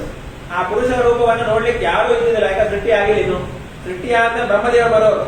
ಹಾಗಾಗಿ ಕೇವಲ ಆ ಪುರುಷ ರೂಪದ ದರ್ಶನವನ್ನ ತಾನೇ ತನ್ನನ್ನು ನೋಡ್ಕೊಂಡನು. ಪುರುಷ ರೂಪ ಅಂದ್ರೆ ಏನಪ್ಪಾ ಅಂದ್ರೆ ಸೃಷ್ಟಿಯ ಆರಂಭದಲ್ಲಿ ಭಗವಂತ ತನ್ನ ಮೇಲೆ ಇರುವಂತಹ ತಮೋ ಆವರಕವನ್ನ ದುರ್ಗಾರೂಪಳಾದಂತಹ ಲಕ್ಷ್ಮೀದೇವಿಯನ್ನು ಸರಸೋದೇ ಪುರುಷ ರೂಪವನ್ನ ಸ್ವೀಕಾರ ಮಾಡೋದು ಅಂತ ಅರ್ಥ ಅಂತ ಹೇಳಿ ಆ ಪುರುಷ ರೂಪವನ್ನು ಭಗವಂತ ಸ್ವೀಕಾರ ಮಾಡ್ತಾ ಇದ್ದಾನೆ. ಆಮೇಲೆ ವರಾಹ, ಹೀಗೆ 22 ಕಪಿಲ ರೂಪರಾಗಿರ್ತಕ್ಕಂತಹ ಭಗವಂತ ಋಷಭನಾಮಕ ಪರಮಾತ್ಮ, ಕೂರ್ಮ, ಮೋಹಿನಿ, ವೇದವ್ಯಾಸದೇವರು, ರಾಮದೇವರು ಕಟ್ಟಾವತಾರ ಅಂತ ಹೇಳೋ ಕಾಲಕ್ಕೆ ತಕ್ಷಣಕ್ಕೇನೆ ಸೂತ ಪುರಾಣಿಕರಂದ್ರು, ಸ್ವಾಮಿ ಆರ್ಡರ್ ಚೇಂಜ್ ಆಯ್ತಲ್ಲ ಅಂದ್ರು. ವೇದವ್ಯಾಸದೇವರಾದ್ಮೇಲೆ ರಾಮದೇವರಲ್ಲ, ರಾಮದೇವರಾದ್ಮೇಲೆ ವೇದವ್ಯಾಸದೇವರು ಬರಬೇಕು. ನೀವು ವೇದವ್ಯಾಸದೇವರಾದ್ಮೇಲೆ ರಾಮದೇವರು ಅಂತಂದ್ರೆ ಯಾಕೆ ರಾಮದೇವರ ಅವತಾರ ಆಗಿದ್ದು ತ್ರೇತಾಯುಗದಲ್ಲಿ, ವೇದವ್ಯಾಸದೇವರ ಅವತಾರ ಆಗಿದ್ದು ದ್ವಾಪರ ಯುಗದ ಅಂತ್ಯದಲ್ಲಿ. ಯಾಕೆ ವ್ಯತ್ಯಾಸ ಮಾಡಿದ್ರಿ ಅನ್ನೋ ಕಾಲಕ್ಕೆ ಶ್ರೀಮದಾಚಾರ್ಯ ನಿರ್ಣಯ ಕೊಟ್ಟರು. ಹಾಗೆ ಹೋಗಬೇಡ್ರಿ, ವೇದವ್ಯಾಸ ಅನ್ನುವಂತಹ ಒಂದು ಪೋಸ್ಟ್, ಅವತಾರ ಅಲ್ಲ, ಪೋಸ್ಟ್. ರಾಮದೇವರ ಅವತಾರ ಆಗೋಕ್ಕಿಂತಲೂ ಕೂಡ ಮುಂಚೆ ಆ ಪೂರ್ತಿಗೆ ದೇವರು ಬಂದೋಗ್ಯಾರ, 3 ಸಲ ಬಂದೋಗ್ಯಾರ. ವಿಚಾರ ಮಾಡಿ, ಅದನ್ನು ಶ್ರೀಮದಾಚಾರ್ಯ ಅಂತ. ಹಾಗಾದ್ರೆ ವೇದವ್ಯಾಸ ಅನ್ನುವಂತಹ ಆ ಪೋಸ್ಟಿಗೆ ಯಾರ್ಯಾರು ಬರ್ತಿರ್ತಾರೆ, ಬೇರೆ ಬೇರೆ ದೇವತೆಗಳು ಬರ್ತಾರೆ. ಆದ್ರೆ ದೇವರು ಮಾತ್ರ ಬರೋದು 5 ಯುಗದಲ್ಲಿ ಮಾತ್ರ ಬರ್ತಾರೆ, 5 ಬಾರಿ ಮಾತ್ರ ಬರ್ತಾರೆ. ತೃತೀಯ ಯುಗಮಾರಭ್ಯ ವ್ಯಾಸೋ ಬಹುಶು ಜಜ್ಞರೆ, ತೃತೀಯೇ ಸಪ್ತಕೆ ದೈವ ಷೋಡಶೆ ಪಂಚಾವಿಂಶತಿ ಅಷ್ಟವಿಂಶತಿ ಅಂತ ಹೋದಾಯ್ತು ನೋಡಿ. ಒಂದು ಮನ್ವಂತರ ಅಂದ್ರೆ 71 ಮಹಾಯುಗಗಳು. ಆ 71 ಮಹಾಯುಗಗಳಲ್ಲಿಯೂ ಕೂಡ ಒಂದೊಂದು ಬಾರಿ ವೇದವ್ಯಾಸದೇವರ ಅವತಾರ ಆಗುತ್ತೆ. ಚತುರ್ಯುಗ 1 ಮಹಾಯುಗ, ಕೃತ, ತ್ರೇತ, ದ್ವಾಪರ, ಕಲಿ. ಸೊ ದ್ವಾಪರ ಯುಗಕ್ಕೊಮ್ಮೆ ವೇದವ್ಯಾಸದೇವರ ಅವತಾರ ಆಗೋದು ಫಿಕ್ಸ್.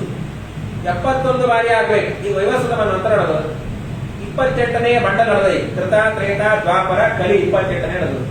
ಸೊ ಹಾಗಾದ್ರೆ ವೇದವ್ಯಾಸ ದೇವರು ಆಲ್ರೆಡಿ ಎಲ್ಲೆಲ್ಲಿ ಬಂದಾನ ಅಂತಂದ್ರೆ ತೃತೀಯ ಮಹಾಯುಗದೊಳಗೆ ಬಂದಾನ, ಸಪ್ತಮ ಮಹಾಯುಗದೊಳಗೆ ಬಂದಾನ, ಷೋಡಶ 16ನೇ ಮಹಾಯುಗದೊಳಗ, 25ನೇ ಮಹಾಯುಗದೊಳಗೆ ಬಂದಾನ, ಆಮೇಲೆ 28ನೇ ಮಹಾಯುಗ ಮುಗಿದೈತು. ಇಲ್ಲಿ ಮಾತ್ರ ವೇದವ್ಯಾಸ ದೇವರ ಬದಲಿಗೆ ದೇವರೇ ಬರ್ತಾನೆ. ನಮ್ಮ ಪುಣ್ಯ ನಾವೆಲ್ಲ 28ನೇ ಮಹಾಯುಗದೊಳಗೆ ಇದ್ದೀವಿ. ಇನ್ನು ಮುಂದಿನ 29ನೇ ಕೃತ, ತ್ರೇತ, ದ್ವಾಪರದ ಅಂತ್ಯದಲ್ಲಿ ವೇದವ್ಯಾಸ ದೇವರ ಅವತಾರ ಆಗುತ್ತೆ. ಅಲ್ಲಿ ವೇದವ್ಯಾಸ ದೇವರಾಗಿ ದೇವರು ಬರೋಲ್ಲ. ಯಾರು ಬರ್ತಾರೆ? ಅಶ್ವತ್ಥಾಮಾಚಾರ್ಯ ಬರ್ತಾರೆ. ಇದೇ ಅಶ್ವತ್ಥಾಮಾಚಾರ್ಯ ಬ್ರಹ್ಮಚಾರಿಗಳು ಮುಂದೆ ಕಥೆ ಬರುತ್ತಲ್ಲ, ಅವರು ವೇದವ್ಯಾಸ ದೇವರ ಬದಲಿಗೆ ಕೂತು ವೇದಗಳ ವಿಭಾಗವನ್ನು ಮಾಡಿ ಪುರಾಣ ರಚನೆ ಮಾಡ್ತಾರೆ. ಅಂತೂ ಇಂತೂ ನಮ್ಮ ಪುಣ್ಯ ಏನಪ್ಪಾ ಅಂದ್ರೆ ನಾವೆಲ್ಲರೂ ವೇದವ್ಯಾಸ ದೇವರು ಸಾಕ್ಷಾತ್ ಭಗವಂತನೇ ಬಂದಂತಹ ಕೊನೆಯದು ಡೆಡ್ ಎಂಡ್ ಹೋದವರು. ಇನ್ನು ಮುಂದೆ 71 ತನಕ ಆಗಬೇಕು. ಅಲ್ಲಿ ತನಕನೂ ಬೇರೆ ಬೇರೆ ದೇವತೆಗಳು ವೇದವ್ಯಾಸ ದೇವರ ಪದವಿ ಬರ್ತಾ ಹೊರತು ದೇವರೇ ಬರೋಲ್ಲ. ಹಾಗಾಗಿ ವೇದವ್ಯಾಸ ದೇವರ ಕ್ರಮದಲ್ಲಿ ವ್ಯತ್ಯಾಸ ಮಾಡಿ ಹೇಳಿದ್ದು. ಮೊದಲಿಗೆ ರಾಮಾವತಾರಕ್ಕಿಂತ ಮುಂಚೆನೂ ಕೂಡ 16ನೇ ಮಹಾಯುಗದಲ್ಲಿ ವೇದವ್ಯಾಸ ದೇವರ ಅವತಾರ ಆದದ್ದು ಅಂತ ಹೇಳಿ ಇದೆಲ್ಲವನ್ನು ಹೇಳಿದ ಮೇಲೆ ಮುಂದೆ ಭಾಗವತ ಹೇಗೆ ರಚನೆ ಆಯಿತು ಅನ್ನುವಂತಹ ಮಾತನ್ನು ಹೇಳ್ತಾರೆ. ಶಮ್ಯಾಪ್ರಾಸ ಅನ್ನುವಂತಹ ಇವತ್ತಿನೇನು ಮಾನ ಅಂತದಲ್ಲ, ಬದರಿ ಕ್ಷೇತ್ರದಲ್ಲಿ ಮಾನ ವೇದವ್ಯಾಸ ದೇವರ ಗುಹಾದ. ಆ ಗುಹಾದೊಳಗೆ ವೇದವ್ಯಾಸ ದೇವರು ಕೂತಿದ್ರಂತೆ. ಸರಸ್ವತಿಯ ನದಿಯ ತೀರ ಶಮ್ಯಾಪ್ರಾಸ ಅಲ್ಲಿ ಕೂತಿದ್ರು. ವೇದವ್ಯಾಸ ದೇವರು ಕೂಡೋ ಕಾಲಕ್ಕೆ ನಾಡದಲ್ಲಿ ಬರ್ತಾ ಇದ್ದಾರೆ. ಭಾರಿ ಚೆನ್ನಾಗಿದೆ ಗುಹಾ. ಈಗ ಅದು ಸ್ವಲ್ಪ ಮಾಡರ್ನೈಸ್ ಮಾಡ್ಬಿಟ್ರೆ ಈಗೆಲ್ಲ ಅಲ್ಲೇನೋ ಸುಡುಗಾಡಿ ಏನ್ ಮಾಡಬಾರ್ದು ಎಲ್ಲ ಮಾಡ್ಬಿಡ್ತಾರೆ ಮಾಡರ್ನೈಸ್. ಅದು ಆಕ್ರಿ ಟೀ ಸ್ಟಾಲ್ ಅಂತ ಅಲ್ಲಿ ಅದು ಮನೆಯಲ್ಲಿ ಬಾಡ್ರು ಚೈನಾ ಬಾಡ್ರು. ಈಗ ಮಾಸೆ ಇಂಡಿಯಾಸ್ ಫಸ್ಟ್ ಟೀ ಶಾಪ್. ಕುಡಿದು ಒಂದೇ ಟೀನೇ. ಆಗ ಅಲ್ಲಿ ಕುಡಿದು ಅಲ್ಲಿ ವೇದವ್ಯಾಸರ ಗುಹಾ ಮಾತಾಡೋದು, ಇವು ವೇದವ್ಯಾಸರ ಟೀ ಅಪ್ಪ, ವೇದವ್ಯಾಸರ ಟೀ ಅಂತ ಯಾರು ಕುಡ್ದೇ ಇರೋದು. ಅಂತಹ ಕಾಲಕ್ಕೇನೆ, ನಾರದರು ಬರೋ ಕಾಲಕ್ಕೇನೆ ಅಥೋ ಮಹಾಭಾಗ ಮಹಾನ ಭವಾನ ಭೋಗದೃಕ್ ಶುಚಿಶ್ರವ ಸತ್ಯವ್ರತೋ ಧೃತೋರತಃ ಕುರುಕ್ರಮಸ್ಯಾಖಿಲವಂತ ಮುಕ್ತಯೇ ಸಮಾಧಿನಾನುಸ್ಮರ ತದ್ವಿಚೇಷ್ಟಿತೋ. ತಕ್ಷಣಕ್ಕೇನೆ ವೇದವ್ಯಾಸರು ಸುಮ್ಮನೆ ಕೂತಿರೋದು. ನಾರದರು ಬಂದ್ರೆ ಯಾಕೆ ಸ್ವಾಮಿ, ನಾರದರೆ ಮಹಾಭಾರತವನ್ನು ರಚನೆ ಮಾಡಿದೆ, ಬ್ರಹ್ಮಸೂತ್ರ ರಚನೆ ಆಯ್ತು, ವೇದಗಳ ವಿಭಾಗ ಮಾಡಿದೆ, 17 ಪುರಾಣವನ್ನು ಮಾಡಿದೆ. ಆದ್ರೂ ಕೂಡ ಯಾಕೋ ಮನಸ್ಸಿನಲ್ಲಿ ಇನ್ನೂ ಇನ್ಕಂಪ್ಲೀಟ್ ಅನಿಸ್ತಾ ಇದೆ, ಏನಾದ್ರೂ ಇದ್ರೆ ಹೇಳ್ರಿ. ಸರ್ವೋತ್ತಮನಾದ ಭಗವಂತ ನಿಮ್ಮನ್ನ ಕೇಳಿ ನಾ ಏನ್ ಹೇಳೋದು, ನೀ ಹೇಳ್ಬೇಕು, ಇಲ್ಲ ಇಲ್ಲ ನೀವು ಹೇಳ್ರಿ ನಾರದರೆ, ನೀವು ಹೇಳಿದ್ರೆ ನಾವು ಮಾಡ್ತೀವಿ ಅನ್ನೋ ಕಾಲಕ್ಕೇನೆ ಅವರದಂತ ನಾರದರಂತ ಸ್ವಾಮಿ ಸಮಾಧಿ ಭಾಷೆಯಿಂದಾಗಿ ಒಂದು ಗ್ರಂಥವನ್ನು ಮಾಡಿ, 3 ಭಾಷೆ, ಒಂದು ಸಮಾಧಿ ಭಾಷೆ, ಇನ್ನೊಂದು ದರ್ಶನ ಭಾಷೆ, ಇನ್ನೊಂದು ಮುಖ್ಯ ಭಾಷೆ. ಈ ಉಳಿದ 2 ಭಾಷೆಗಳು ಮಾಡಿದ್ರೆ ಏನೂ ತಿಳಿಯೋದೇ ಇಲ್ಲ. ಮುಖ್ಯ ಭಾಷೆ ಅಂದ್ರೆ ಪ್ರಸಿದ್ಧವಾಗಿರತಕ್ಕಂಥದ್ದು. ಅವರಂತ ಕೇಶವಂ ಪದ್ಮಂ ದೃಷ್ಟ್ವಾ ಪಾಂಡವಾಃ ಹರ್ಷನಿರ್ವೃತಾಃ ಮೃದಂತಿ ಕೌರವ ಸರ್ವೇ ಹಾಹಾ ಕೇಶವ ಕೇಶವ. ಇದು ಮುಖ್ಯ ಭಾಷೆಗಳಿರುವಂತಹ ಮಹಾಭಾರತ ಶ್ಲೋಕ ಇದು ನೋಡ್ರಿ. ಕೇಶವಂ ಪತಿತಂ ದೃಷ್ಟ್ವಾ ಪಾಂಡವಾಃ ಹರ್ಷನಿರ್ವೃತಾಃ ಮೃದಂತಿ ಕೌರವ ಸರ್ವೇ ಹಾಹಾ ಕೇಶವ ಕೇಶವ. ಮೇಲ್ನೋಟಕ್ಕೆ ನೋಡ್ರಿ ಏನು, ಕೇಶವ ಬಿದ್ದ, ಪಾಂಡವರೆಲ್ಲ ಸಂತೋಷ ಪಟ್ಟರು, ಕೌರವರ ಹತ್ತರು. ಉಲ್ಟಾ ಅಂದ್ರೆ ಇದು, ಕೃಷ್ಣ ಬಿದ್ದಾಗ ಪಾಂಡವರೇ ದುಃಖವನ್ನು ಪಡಬೇಕು, ಕೌರವರು ನಗಬೇಕಪ್ಪ ನೋಡ್ರಿ. ಹಾಗಾದ್ರೆ ಮೇಲೆ ನೋಟಕ್ಕೆ ನೋಡಿದಾಗ ಅರ್ಥನೇ ಬೇರೆ. ಮುಖ್ಯ ಭಾಷೆ ಇದು. ಕೆಲವೆಲ್ಲ ಮುಖ್ಯ ಭಾಷೆ ಅದೆಲ್ಲ ಗೊತ್ತಿರ್ತಾವ ಅಷ್ಟೇ. ಈಗ ಯಾರೋ ಮನೆಯೊಳಗೆ ಬಂದು ಕೇಳ್ತಾರೆ, ಗಂಡ ಹೆಂಡತಿ ಏನ್ ಕೊಡ್ಬೇಕು ದಾನ ಅಂದ್ಕೊಳ್ಳಿ ಅಂತ. ಇದು ಮುಖ್ಯ ಭಾಷೆ ಇದು. ನಮ್ಮ ಆಚಾರ್ಯ ಅಂತ ಬರೋ ಐತೋರು ಅಂತ ಅವ್ರ ಕೈ ಮಾಡಿದ್ದು ಆಚಾರ್ಯ ಕೇವಲ ತೆಂಗಿನಕಾಯಿ ಅಟ್ಟೆ. ಇದು ಮುಖ್ಯ ಭಾಷೆ, ಅವರು ಇಟ್ಕೊಂಡಿರ್ತಾರೆ ಎಲ್ಲ. ಹಾಗಾಗಿ ಮುಖ್ಯ ಭಾಷೆ ಹೇಳೋ ಕಾಲಕ್ಕೆ ಏನ್ ಗೊತ್ತಾಗಬೇಕು, ಕೇಶವಂ ಪತಿತಂ ದೃಷ್ಟ್ವಾ ಅಂತಂದ್ರೆ ಏನಪ್ಪಾ ಅಂದ್ರೆ ಶವಂ ಪತಿತಂ ದೃಷ್ಟ್ವಾ. ಅದೇನಾಗಿತ್ತು, ಒಂದು ಮಾಂಸದ ತುಂಡು ಬಿದ್ದಿತ್ತಲ್ಲಿ. ಆ ಮಾಂಸದ ತುಂಡು ಬಿದ್ದಾಗ ಕಾಗೆ ಆ ಮಾಂಸದ ತುಂಡನ್ನು ಎತ್ಕೊಂಡು ಹೋಯ್ತು. ಆ ಮಾಂಸದ ತುಂಡನ್ನು ಎತ್ಕೊಂಡು ಹೋಗೋ ಕಾಲಕ್ಕೆ ತಳಗಡೆ ಇರುವಂತಹ ಜಲಚರ ಪ್ರಾಣಿಗಳು ನೋಡ್ತಾ ಇತ್ತು. ನಮಗ್ ಸಿಗ್ಲಿಲ್ವೇ ಆ ಮಾಂಸದ ತುಂಡು. ಕಡಿಮೆ ಮೇಲೆ 2 ಕಾಗೆಗಳು ಹೊಡೆದಾಡಿ ಮಾಂಸದ ತುಂಡು ತಳಗಿಬಿಡ್ತು. ಪಾಂಡವ, ಪಾಂಡು ಅಂದ್ರೆ ಪಾಂಡು ತಳಗಿರ್ತ ಸರೋವರವಾಗಿರ್ತಕ್ಕಂಥ ಜಲಚರ ಪ್ರಾಣಿಗಳು. ಅವು ಅನಾಯಾಸನೆ ಊಟ ಸಿಕ್ತೆ ಬೇರೆ ಹೊಡೆದಾಡ್ಕೊಳ್ಳಿ. ಯಾಕೆ ಬಿಡ್ತಾರೆ ಅನಾಯಾಸನೆ, ಎಲ್ಲಿ ಸಿಕ್ತು ಅಂದ್ರೆ ಯಾಕೆ ಬಿಡ್ತಾರೆ ಯಾರು ಅಂತ ನೋಡ್ರಿ. ಅದು ಒಂದು ಎಲಿ ಅದ, ಇದು ಪಟಾಕ ಮತ್ತೆ 5 ನಿಮಿಷ ಮಾತಾಡ್ತು. 3 ಮಂದಿ ಇರ್ತಾರೆ, ಒಬ್ರು ಹೊಟ್ಟೋಗ್ತಾರೆ ಅಲ್ಲಿ. ಒಂದ್ ಎಲಿ ಸಿಕ್ಕರೆ ಸಾಕಾಗಿರುತ್ತೆ. ಅಂತಹದ್ದು ಪಾಂಡವ ಅಂದ್ರೆ ಪಾಂಡ್ ಅಂದ್ರೆ ಅದೇ ಸಂಸ್ಕೃತವಾಗಿ ಹೇಳುವಂತಹ ಪಾಂಡವ ಅಂದ್ರೆ ಜಲಚರ ಪ್ರಾಣಿಗಳ ಸಂತೋಷ ಆಯ್ತಂತ. ಕೌರವ ಅಂದ್ರೆ ಕಾಕ ಇಕ್ಕಿ ರವ ಕರ್ತಾರ. ಕೌರವ ಅಂದ್ರೆ ಕಾಯಿಗಳು ಸಿಕ್ಕಿ ಊಟ ಹೊಟ್ಟೋಯ್ತೆ. ಹಾಗಾಗಿ ಕೌರವರು ದುಃಖ ಪಟ್ಟರು, ಪಾಂಡವರು ಹಚ್ಚಿತಾರೆ. ಇದು ಮೇಲ್ನೋಟಕ್ಕೆ ನೋಡೋ ಕಾಲಕ್ಕೆ ಏನೋ ಅರ್ಥ, ಒಳಗಡೆ ಇರುವಂತಹ ಅರ್ಥ. ಇನ್ನು ದರ್ಶನ ಭಾಷೆ ಅಂದ್ರೆ, ದರ್ಶನ ಅಂದ್ರೆ ಶಾಸ್ತ್ರಗಳು ಅಂತ ಅರ್ಥ. ಶಾಸ್ತ್ರಗಳ ಭಾಷೆ ಹೇಗಿರುತ್ತೆ ಅಂದ್ರೆ ಮೊದಲೇ ಪೂರ್ವಪಕ್ಷ, ಆಮೇಲೆ ಸಿದ್ಧಾಂತ, ಮತ್ತೆ ಪೂರ್ವಪಕ್ಷ. ಸಿದ್ಧಾಂತ ಗೊತ್ತೇ ಆಗೋಲ್ಲ, ಎಲ್ಲಿಗೆಲ್ಲ ಗೊತ್ತಾಗಲ್ಲ. ಪ್ರಪಂಚ ಕಿಮ್ಮತ್ತ ಮಿಥ್ಯಾ ದೃಶ್ಯತ್ವ ಅಂದ್ಬಿಟ್ರೆ ಯಾರೋ ಪಟಾರ್ಮಿ ಶ್ರೀಮದ್ ಆಚಾರ್ಯ ಮೊದಲಿದ್ದು ಮಾಯಾವಾದ ಮಿಥ್ಯಾತ್ವಾನವಾದ ಕಂಡರೆ ಮಂಗಳಾಚರಣೆ ಇಲ್ಲ. ವಿಮತ್ತಂ ಮಿಥ್ಯಾ ದೃಶ್ಯತ್ವ ಅದು ನೋಡೋದು ಗತಿ ಅಂದ್ರೆ ಮೊದಲಿಗೆ ಆಗ ಜಗತ್ತು ಮಿಥ್ಯಾ, ಮೊದಲಿಗೆ ಪೂರ್ವಪಕ್ಷವನ್ನು ಅನುವಾದ ಮಾಡಿ ಆಮೇಲೆ ಸಿದ್ಧಾಂತವನ್ನು ಹೇಳ್ತಾರೆ. ಇದು ದರ್ಶನ ಭಾಷೆ. ಇದೇನು ಗೊತ್ತಾಗತ್ತೆ, ಇದು ನಮಗೆ ಗೊತ್ತಾಗಲ್ಲ. ಸ್ವಾಮಿ ಮುಖ್ಯ ಭಾಷೆನೂ ತೆಗೀರಿ, ದರ್ಶನ ಭಾಷೆನೂ ತೆಗೀರಿ. ಸಮಾಧಿ ಭಾಷೆ ಅತಿ ಸರಳವಾದ ಭಾಷೆ. ನಾಸ್ತಿ ನಾರಾಯಣ ಸಮಂ ನಭೂತಂ ನ ಭವಿಷ್ಯತಿ. ಸಾಮಾನ್ಯ ಸಂಸ್ಕೃತ ಜ್ಞಾನ ಇದ್ದವರಿಗೂ ಜ್ಞಾನ ಆಗುತ್ತೆ. ಅಂತಹ ಭಾಷೆಯಲ್ಲಿ ಒಂದು ಗ್ರಂಥವನ್ನು ಮಾಡ್ರಿ. ಹಾಗಾಗಿ ಸಜ್ಜನರಿಗೆ ಉದ್ಧಾರ ಆಗತ್ತೆ. ಪಾಪ ವೇದವ್ಯಾಸದೇವರು ಹಾಗೂ ನಾರದರು ನಮ್ಮ ಮಟ್ಟಿಗೆ ಬಂದು ಮಾತಾಡ್ತಾರೆ. ಸ್ವಾಮಿ ಯಾವಾಗಲೂ ಸಜ್ಜನರ ಉದ್ಧಾರ ಆಗಬೇಕು ಅಂತೇಳಿ ಮುಂದೆ ಕಲಿಯುಗ ಬರುತ್ತೋ ಸುಮ್ಮನೆ ನಾವು ಗ್ರಂಥ ಮಾಡಿದ್ರೆ ಓದಬೇಕಲ್ಲ ಗ್ರಂಥವನ್ನ. ಅದ ಗ್ರಂಥ ಮಾಡಬಾರ್ದು. ಅವ್ರಿಗೆ ಯಾವ್ದು ಅನುಕೂಲ ಆ ಗ್ರಂಥ ಮಾಡಿಬಿಟ್ರೆ ಚೆನ್ನಾಗಿರುತ್ತೆ. First class. ಏಕಾದಶಿ ಉದ್ಯಾಪನೆ ಹೇಗೆ ಅಂತ ಗ್ರಂಥ, 2 ಪೇಜ್. ಉದ್ಯಾಪನೆ ಮಾಡೋದೇ 2 ಪೇಜ್. ಸಂಧ್ಯಾ ವಂದನೆ ಉದ್ಯಾಪನೆ ಹೇಗೆ, ಫಸ್ಟ್ ಕ್ಲಾಸ್. ಈ ಗ್ರಂಥ ಮಾಡಿದ್ರೆ ಸೇಲು ಆಗತ್ತೆ, ಓದ್ತಾರೆ. ಹೌದಿಲ್ಲ, ಗ್ರಂಥ ಮಾಡೋದೇ ಓದಲಿಕ್ಕೆ. ಸ್ವಾಮಿ ಹಾಗನಬೇಡಿ, ವೇದವ್ಯಾಸದೇವರು ಮಾಡೋಲ್ಲ, ಆದ್ರೆ ಅಲ್ಲಿಯ ತನಕ ಹೋಗ್ತಾರೆ. ಯಾಕಂದ್ರೆ ಕಲಿಯುಗದಲ್ಲಿ ಯಾರು ಗ್ರಂಥ ನೋಡ್ರಿ, ಮೊದಲಿಗೆ ಅಧ್ಯಯನಕ್ಕಾಗೇ ಗ್ರಂಥ ಇತ್ತು. ಆಮೇಲೆ ವೇದವ್ಯಾಸದೇವರು ಪೂಜಾಕ್ಕೆ ಬಂತು ಗ್ರಂಥ.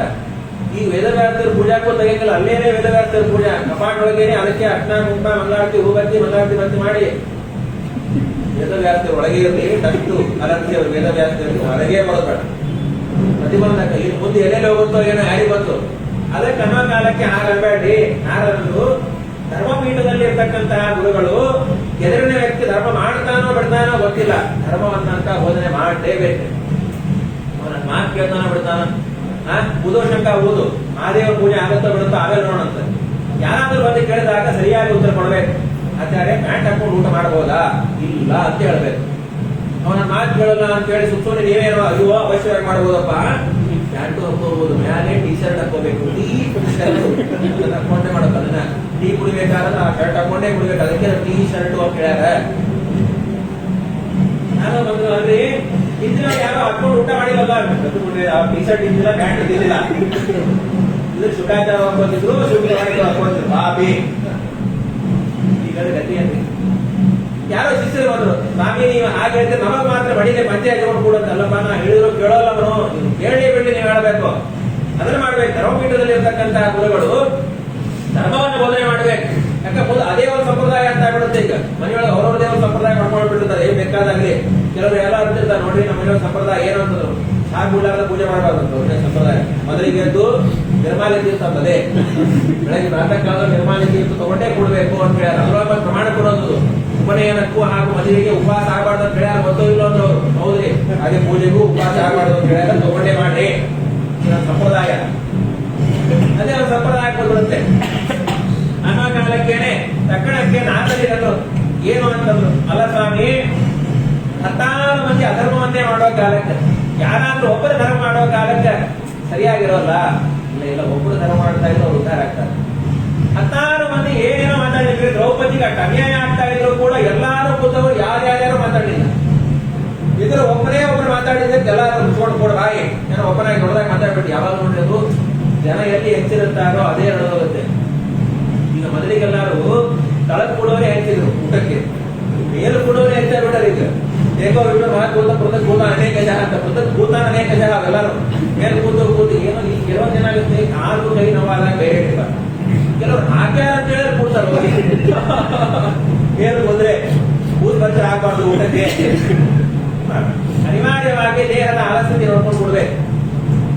ಹಾಗಾಗಿ ಅನ್ನೋ ಕಾಲಕ್ಕೆ ಅಲ್ಲೋ ಕಾಲದ ಇಟ್ಟು ಸಜ್ಜನರ ಬಗ್ಗೆ ಯಾಕೆ ಕೆಟ್ಟು ಅನುಕಂಪ ಸ್ವಾಮಿ, ಆ ಸಜ್ಜನರ ಅನುಗ್ರಹದಿಂದಲೇ ನಾ ಇವತ್ತು ನಾರದಾಗಿ ಬಂದದ್ದು.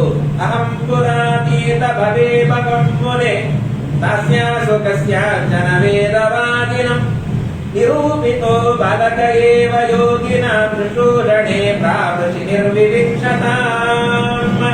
ನಾರದವರು ಒಬ್ಬರು ದಾಸಿ ಮಗ, ಪೂರ್ವಜರು ಇತಿಹಾಸವನ್ನು ಹೇಳ್ತಾರೆ. ಅನ್ನೋ ಕಾಲಕ್ಕೇನೆ ಏನಾಗಿತ್ತು, ಅನ್ನೋ ಕಾಲಕ್ಕೇನೆ ಮೊದಲಿಗೆ ನಾನು ದಾಸಿ ಮಗ ಆ ಸಜ್ಜನರ ಸೇವೆಯನ್ನು ಮಾಡಿದ್ದಕ್ಕೆ ಉದಾಹರಣೆ ಆಗಿತ್ತು. ಕಾಡಿನಲ್ಲಿ ಇರ್ತಾಗಿದ್ರು ಚಾತುರ್ಮಾಸಕ್ಕೆ ಎಲ್ಲ ಧ್ಯಾನಿಗಳು ಕೂತಿದ್ರು.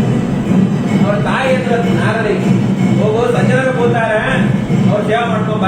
5 ವರ್ಷದ ಬಾಲಕ ಅವ್ರ ತಾಯಿಗೆ ನಮ್ಮಮ್ಮನ 5 ವರ್ಷ ಏನ್ ಸೇವೆ ಮಾಡ್ಲಿಕ್ಕಾಗತ್ತೆ, ಹೋಗೋ ಮಡಿಯಲ್ಲಿ ಇದ್ದಾಗ ಏನಾದ್ರು ಮಾಡ್ಲಿಕ್ಕಾಗತ್ತೆ. ಮಡಿಯಲ್ಲಿ ಇದ್ದಾಗ ಚಿಕ್ಕ ಮಕ್ಕಳು ಮನೆಯೊಳಗೆ ಇರಬೇಕು, ಯಾವ್ದೇ ಪುಣ್ಯ ಬರುತ್ತೆ. ಈ ಮಡಿಯಲ್ಲಿ ಇರ್ತಿದ್ದು ಯಾರು ಮನೆಯೊಳಗೆ ಇರಲ್ಲ, ಏನ್ ಮಾಡೋ ಗತಿಗೆ ಹೋಗಿದ್ದ ಎಲ್ಲಾನು ಅಲ್ಲಿ ಕೂತ್ಬಿಟ್ಟಿರ್ತಾವ ಒಳಗೆ, ಫ್ರಿಜ್ಜೊಳಗೆ ಕೂತ್ಬಿಟ್ಟಿರ್ತಾರೆ. ಎಲ್ಲಾನು ಚಿತ್ರಾನ್ನ ಮಾಡಬೇಕು ಅಂತ ಐದು ಕೂತಿರ್ತೀವಿ, ಎಲ್ಲ ಚಿತ್ರಾನ್ನ ಮಾಡ್ಲಿಕ್ಕೆ ಫ್ರಿಜ್ಜೊಳಗೆ ಕೊತ್ತಂಬರಿ, ಫ್ರಿಜ್ಜೊಳಗೆ ನಿಂಬೆ ಹಣ್ಣು, ಫ್ರಿಜ್ಜೊಳಗೆ ಮೆಣಸಿನಕಾಯಿ ಎಲ್ಲ ಫ್ರಿಜ್ಜೊಳಗೆ ಕೂತಿರುತ್ತೆ. ಮನೆಯೊಳಗೆ ಮಡಿಗೆ ಬಿಟ್ಟು ಮುಟ್ಟೆ ಬಿಟ್ಟು ಈಗಾಗಲೇ ಪರವಾಗಿಲ್ಲ.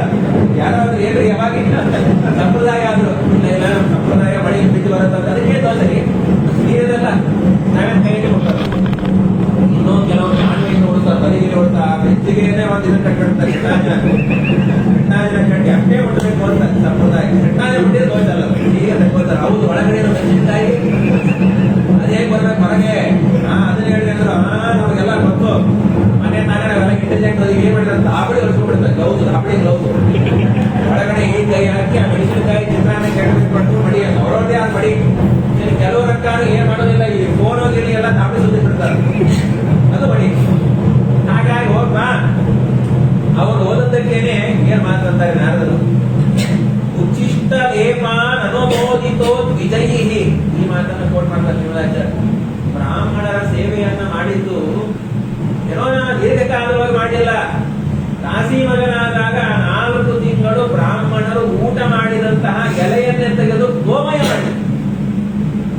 ಕೊಟ್ಟಂತಹ ಅನ್ನವನ್ನು ಸ್ವೀಕಾರ ಮಾಡಿದ್ದಕ್ಕೇನೆ ಮುಂದಿನ ಕಲ್ಪದಲ್ಲಿ ಬ್ರಹ್ಮದೇವರ ಪುತ್ರರಾಗಿ ಜನಿಸುವಂತಹ ಭಾಗ್ಯ ಇದೆ ಎಂದು ಸ್ವಾಮಿ. ನಿರ್ವ್ಯಾಜವಾಗಿ ನಿಷ್ಕಾಮವಾಗಿ ದೇವರ ಸೇವೆಯನ್ನು ಮಾಡಿದ ಉದ್ಧಾರ ಆಗೋಲ್ಲಂತೆ ಸ್ವಾಮಿ. ಅನುಮೋದಿತ ಇದರಿಗೆ ಮುಂದಂತ ಪ್ರಜಾಯತೆ ಅಲ್ಲಪ್ಪ, ನಿನಗೇನೋ ಹುಡುತು ಮುಂದೆ ಬರೋರಿಗೆ ಸ್ವಾಮಿ ಇದಕ್ಕಿಂತ ಹೆಚ್ಚಿನ ಫಲ ಆದವ್ರಿಗೆಲ್ಲರಿಗೂ ರಕ್ತ ತಾಗೆ ಆಗುತ್ತೆ ಅಂತ ಹೇಳಿ ಭಾಗವತವನ್ನು ರಚನೆ ಮಾಡ್ರಿ ಅಂತ ಹೇಳೋ ಕಾಲಕ್ಕೇನೆ ವೇದವ್ಯಾಸ ದೇವರು 18,000 ಗ್ರಂಥಾತ್ಮಕವಾಗಿರತಕ್ಕಂತಹ ಭಾಗವತ ಗ್ರಂಥವನ್ನು ಮಾಡ್ತಾ ಇದ್ದಾರೆ. ಅದ್ಭುತವಾಗಿರತಕ್ಕಂತಹ ಗ್ರಂಥ. ಶ್ಲೋಕಾರ್ಥಂ ಶ್ಲೋಕಪಾದಮ್ಮ ಅಂತ ಕನಿಷ್ಠ ಪಕ್ಷ ಭಾಗವತವನ್ನ ಒಂದು ಶ್ಲೋಕವನ್ನಾದರೂ ಕೇಳ ಪ್ರತಿನಿತ್ಯ ಒಂದು ಶ್ಲೋಕ ಭಾಗವತವನ್ನು ಕೇಳಿದ್ರೆ 3,000 ಗೋದಾನ ಮಾಡಿದಂತಹ ಪುಣ್ಯ ಅನ್ಸ. 3,000 ಗೋದಾನ ಒಂದು ಭಾಗವತ ಶ್ಲೋಕವನ್ನು ಶ್ರವಣ ಮಾಡಿದರೆ ಪ್ರತಿನಿತ್ಯ ಎಲ್ಲಿ ಆಗುತ್ತೆ ಗೋದಾನ ಮಾಡಿ ಕೇಳ್ರಿ. ಪ್ರತಿಯೊಬ್ಬ ವ್ಯಕ್ತಿ ತನ್ನ ಇಡೀ ಜೀವನದಲ್ಲಿ 5 ಗೋದಾನವನ್ನು ಮಾಡಬೇಕಂತ. ಋಣದೇನು ವೈತರಣಿದೇನು ಈಗ 5 ದಿನ ಹೇಳ್ತಾರೆ. ಸಾಯೋ ಕಾಲಕ್ಕೆ ನೋವಾಗಬಾರ್ದು, ಭಾರಿ ನೋವಾಗತ್ತೆ ಹೇಳ್ತಾರೆ. 100 ಚೇಳು ಕಚ್ಚಿದಾಗ ಏನ್ ನೋವಾಗ್ಬೇಕು ಆ ನೋವಾಗತ್ತೆ. ಆ ನೋವಾಗಬಾರ್ದು ಮೊದಲಿಗೇನೆ ಒಂದು ಆಕಳನ್ನ ದಾನ ಕೊಡಬೇಕು. ಎಲ್ಲಿ ಕೊಳ್ಳೇಗಾಗುತ್ತೆ. ಆ ದಾನವನ್ನ ಕೊಟ್ಟಾಗ ಅದಕ್ಕೆ ರೂಲ್ಸ್ ಅಂಡ್ ರೆಗ್ಯುಲೇಷನ್ ಅದ. ದಾನವನ್ನ ಕೊಡೋ ಕಾಲಕ್ಕೇನೆ ಅದ್ರ ಪಂಪಿಗೆ 2 ಬಂಗಾರದ ಮಾಡಿಸಿ ಹಾಕ್ಬೇಕು. ಅದು ಇರೋ ಅಷ್ಟು ಕಾಲ ಅದಕ್ಕೆ ಏನೇನ್ ಬೇಕೋ ಆ ಹುಲ್ಲು ಕೊಡ್ಬೇಕು. ಇದೆಲ್ಲ ಕೊಟ್ಟು ಮಾಡಿದ್ರೆ ನಾವು ಆಮೇಲೆ ಗೋ ಕಾಯ್ಕೊಂಡು ಹೋಗ್ಬೇಕಂತೆ ಬೇರೆ ಆಗೋದು ನೋಡೋದಕ್ಕಂದ್ರು ಒಂದು ಭಾಗವತ ಶ್ಲೋಕವನ್ನು ಮಾಡೋಣ.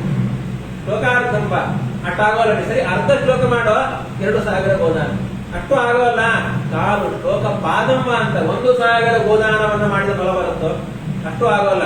ಯಮದೂತರು ಮಾಡಿಸ್ತಾರೆ. ಏನ್ ದಾನ ಮಾಡಿಸ್ಬೇಕು ಅವ್ರು ಮಾಡಿಸ್ತಾರೆ. ಕೆಲವೊಂದು ಆಚಾರ್ಯ ನಾವು ಪ್ರತಿನಿತ್ಯ ಯಾವಾಗಲೂ ಗೋದಾನ ಮಾಡೇ ಮಾಡ್ತಿರ್ತೀವಿ ಅಂದ್ರೆ ಹೌದಾ ಎಷ್ಟು ಮಾಡಿರಿ. ಬಂದ ಆಚಾರ್ಯಗೆಲ್ಲ ಯು ಕ್ಯಾನ್ ಗೋ ಗೋ ಗೋ ಗೋ. ಒಬ್ಬೊಬ್ಬ ಆಚಾರ್ಯ 3 ಗೋದಾನ ಗೋ ಗೋ ಗೋ.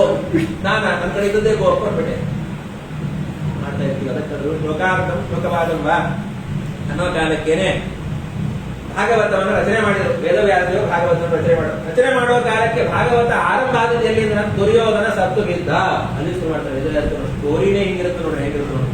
ಜನ್ಮಾದ್ಯ ಸಹಿತ ಮಂಗಳಾಚರಣೆ ಮಾಡಿದವರು ಯಾವುದೋ ಒಂದು ಮಂಗಳಕರವಾದಂತಹ ಕಥೆಯನ್ನು ಹೇಳ್ಬಾರ್ದ.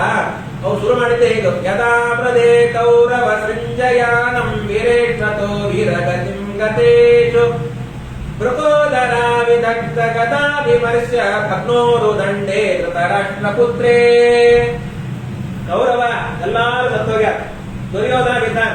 ಅಶ್ವತ್ಥಾಮಾಚಾರ್ಯ ಬ್ರಹ್ಮಚಾರಿಗಳು ಅದ್ಭುತವಾಗಿರತಕ್ಕಂಥ ಚಿರಂಜೀವಿಗಳು ಬಂದು ದುರ್ಯೋಧನ ಕೇಳಿದ್ರು, ದುರ್ಯೋಧನ ನಿನ್ನ ಕೊನೆಯ ಆಸೆ ಏನಾದ್ರೂ ಇದ್ರೆ ಹೇಳು.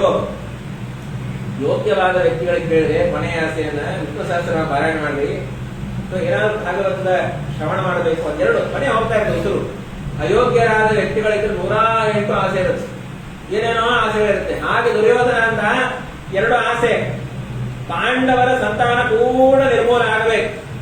ಇನ್ನೊಂದು ಏನಪ್ಪಾ ಅಂದ್ರೆ ನಿಮಗೆ ಇಲ್ಲೇ ಅಭಿಷೇಕವನ್ನು ಮಾಡ್ತೀನಿ, ನನ್ನ ಹೆಂಡತಿಯಲ್ಲಿ ನಿಯೋಗ ಪದ್ಧತಿಯಿಂದ ಸಂತಾನವನ್ನ ಪಡೆದು ಮುಂದೆ ನನ್ನ ಮಕ್ಕಳೇನೆ ರಾಜ್ಯವನ್ನು ಮಾಡಬೇಕು. ತಥಾಸ್ತು ಅನ್ನೋರು ನೈಷ್ಠಿಕ ಬ್ರಹ್ಮಚರ್ಯ ಹೋಯ್ತು. ಮುಂದೆ ನಾವು ಹೆಂಡತಿ ಸಂಘ ಮಾಡಲಿಲ್ಲ, ದುರ್ಯೋಧನ ಪತ್ನಿಯನ್ನ ಎಲ್ಲ ಆಯ್ತು. ತಕ್ಷಣಕ್ಕೇನೆ ರಾತ್ರಿ ಬಂದು ಉಳಿದ ಎಲ್ಲಾ ಶಿಬಿರದೊಳಗಿರತಕ್ಕಂತಹ ಪಾಂಡವರ ಮಕ್ಕಳನ್ನೆಲ್ಲ ಕೊಟ್ಟಾಕಿತ್ತು. ಹಾಕುವ ಕಾಲಕ್ಕೆ ಈ ಸುದ್ದಿ ಗೊತ್ತಾಯ್ತು. ತಕ್ಷಣಕ್ಕೇನೆ ಅರ್ಜುನ ಕನ್ನಟ್ಟಿದ ಬ್ರಹ್ಮಾಸ್ತ್ರವನ್ನ ಪ್ರಯೋಗ ಮಾಡಿದ್ರು. ಶುಕಾಚಾರ್ಯ ಇವರು ಅಶ್ವತ್ಥಾಮಾಚಾರ್ಯ ಬ್ರಹ್ಮಾಸ್ತ್ರವನ್ನು ಪ್ರಯೋಗ ಮಾಡುವ ಕಾಲಕ್ಕೆ ತಕ್ಷಣಕ್ಕೇನೆ ಅದಕ್ಕೆ ಪ್ರತಿಫಲವಾಗಿ ಮಾಡಬೇಕಲ್ಲ, ಅರ್ಜುನನ ಬ್ರಹ್ಮಾಸ್ತ್ರವನ್ನು ಪ್ರಯೋಗ ಮಾಡೇ ಬಿಟ್ಟ. ತಕ್ಕೊಳ್ಳಿಕ್ ಆಗ್ತಾ ಇಲ್ಲ, ಲೋಕ ಕಂಟಕ ಆಗ್ತಾ ಇದೆ. ಕಿಟ್ಟದಿರೋ ಪರಮಾತ್ಮ ಬಂದು ತಕ್ಕೊಳ್ರಿ, ನೈತಿಕ ಬ್ರಹ್ಮಚರ್ಯ ಹೋಗ್ಬಿಟ್ಟದ, ಎಲ್ಲಿ ತಗೋಬೇಕು. ಅರ್ಜುನನೇ ವಾಪಸ್ ತಗೊಂಡ್ಬಂದು ದರ ದರ ದರ ದರ ಎಳ್ಕೊಂಡ್ಬಂದು ದ್ರೌಪದಿಯ ಪಾದ ಮುಂದೆ ಹಾಕಿದ್ರು. ಯಾರನ್ನ? ಅಶ್ವತ್ಥಾಮಾಚಾರ್ಯನ. ತಕ್ಷಣಕ್ಕೆ ಶ್ರೀಮದಾಚಾರ್ಯ ನಿರ್ಣಯ ಕೊಡ್ತಾರೆ, ಅಲ್ರಿ ಸ್ವಲ್ಪ ವಿಚಾರ ಮಾಡ್ರಿ. ಯಾಕೆ ಸ್ವಾಮಿ? ಮಹಾಭಾರತದಲ್ಲಿ ಅಶ್ವತ್ಥಾಮಾಚಾರ್ಯ ಎಳ್ಕೊಂಡ್ಬಂದು ದ್ರೌಪದಿಯ ಪಾದಕ್ಕೆ ಹಾಕಿದವರು ಕಿರುಸೇನ ದೇವರು ಅಂತ ಹೇಳ್ಯಾರ. ಭಾಗವತದಲ್ಲಿ ಅರ್ಜುನನನ್ನ ಹೇಳ್ತಾ ಇದ್ದಾರೆ. ಬರೆದವರು ಇಬ್ರು ಒಂದೇ.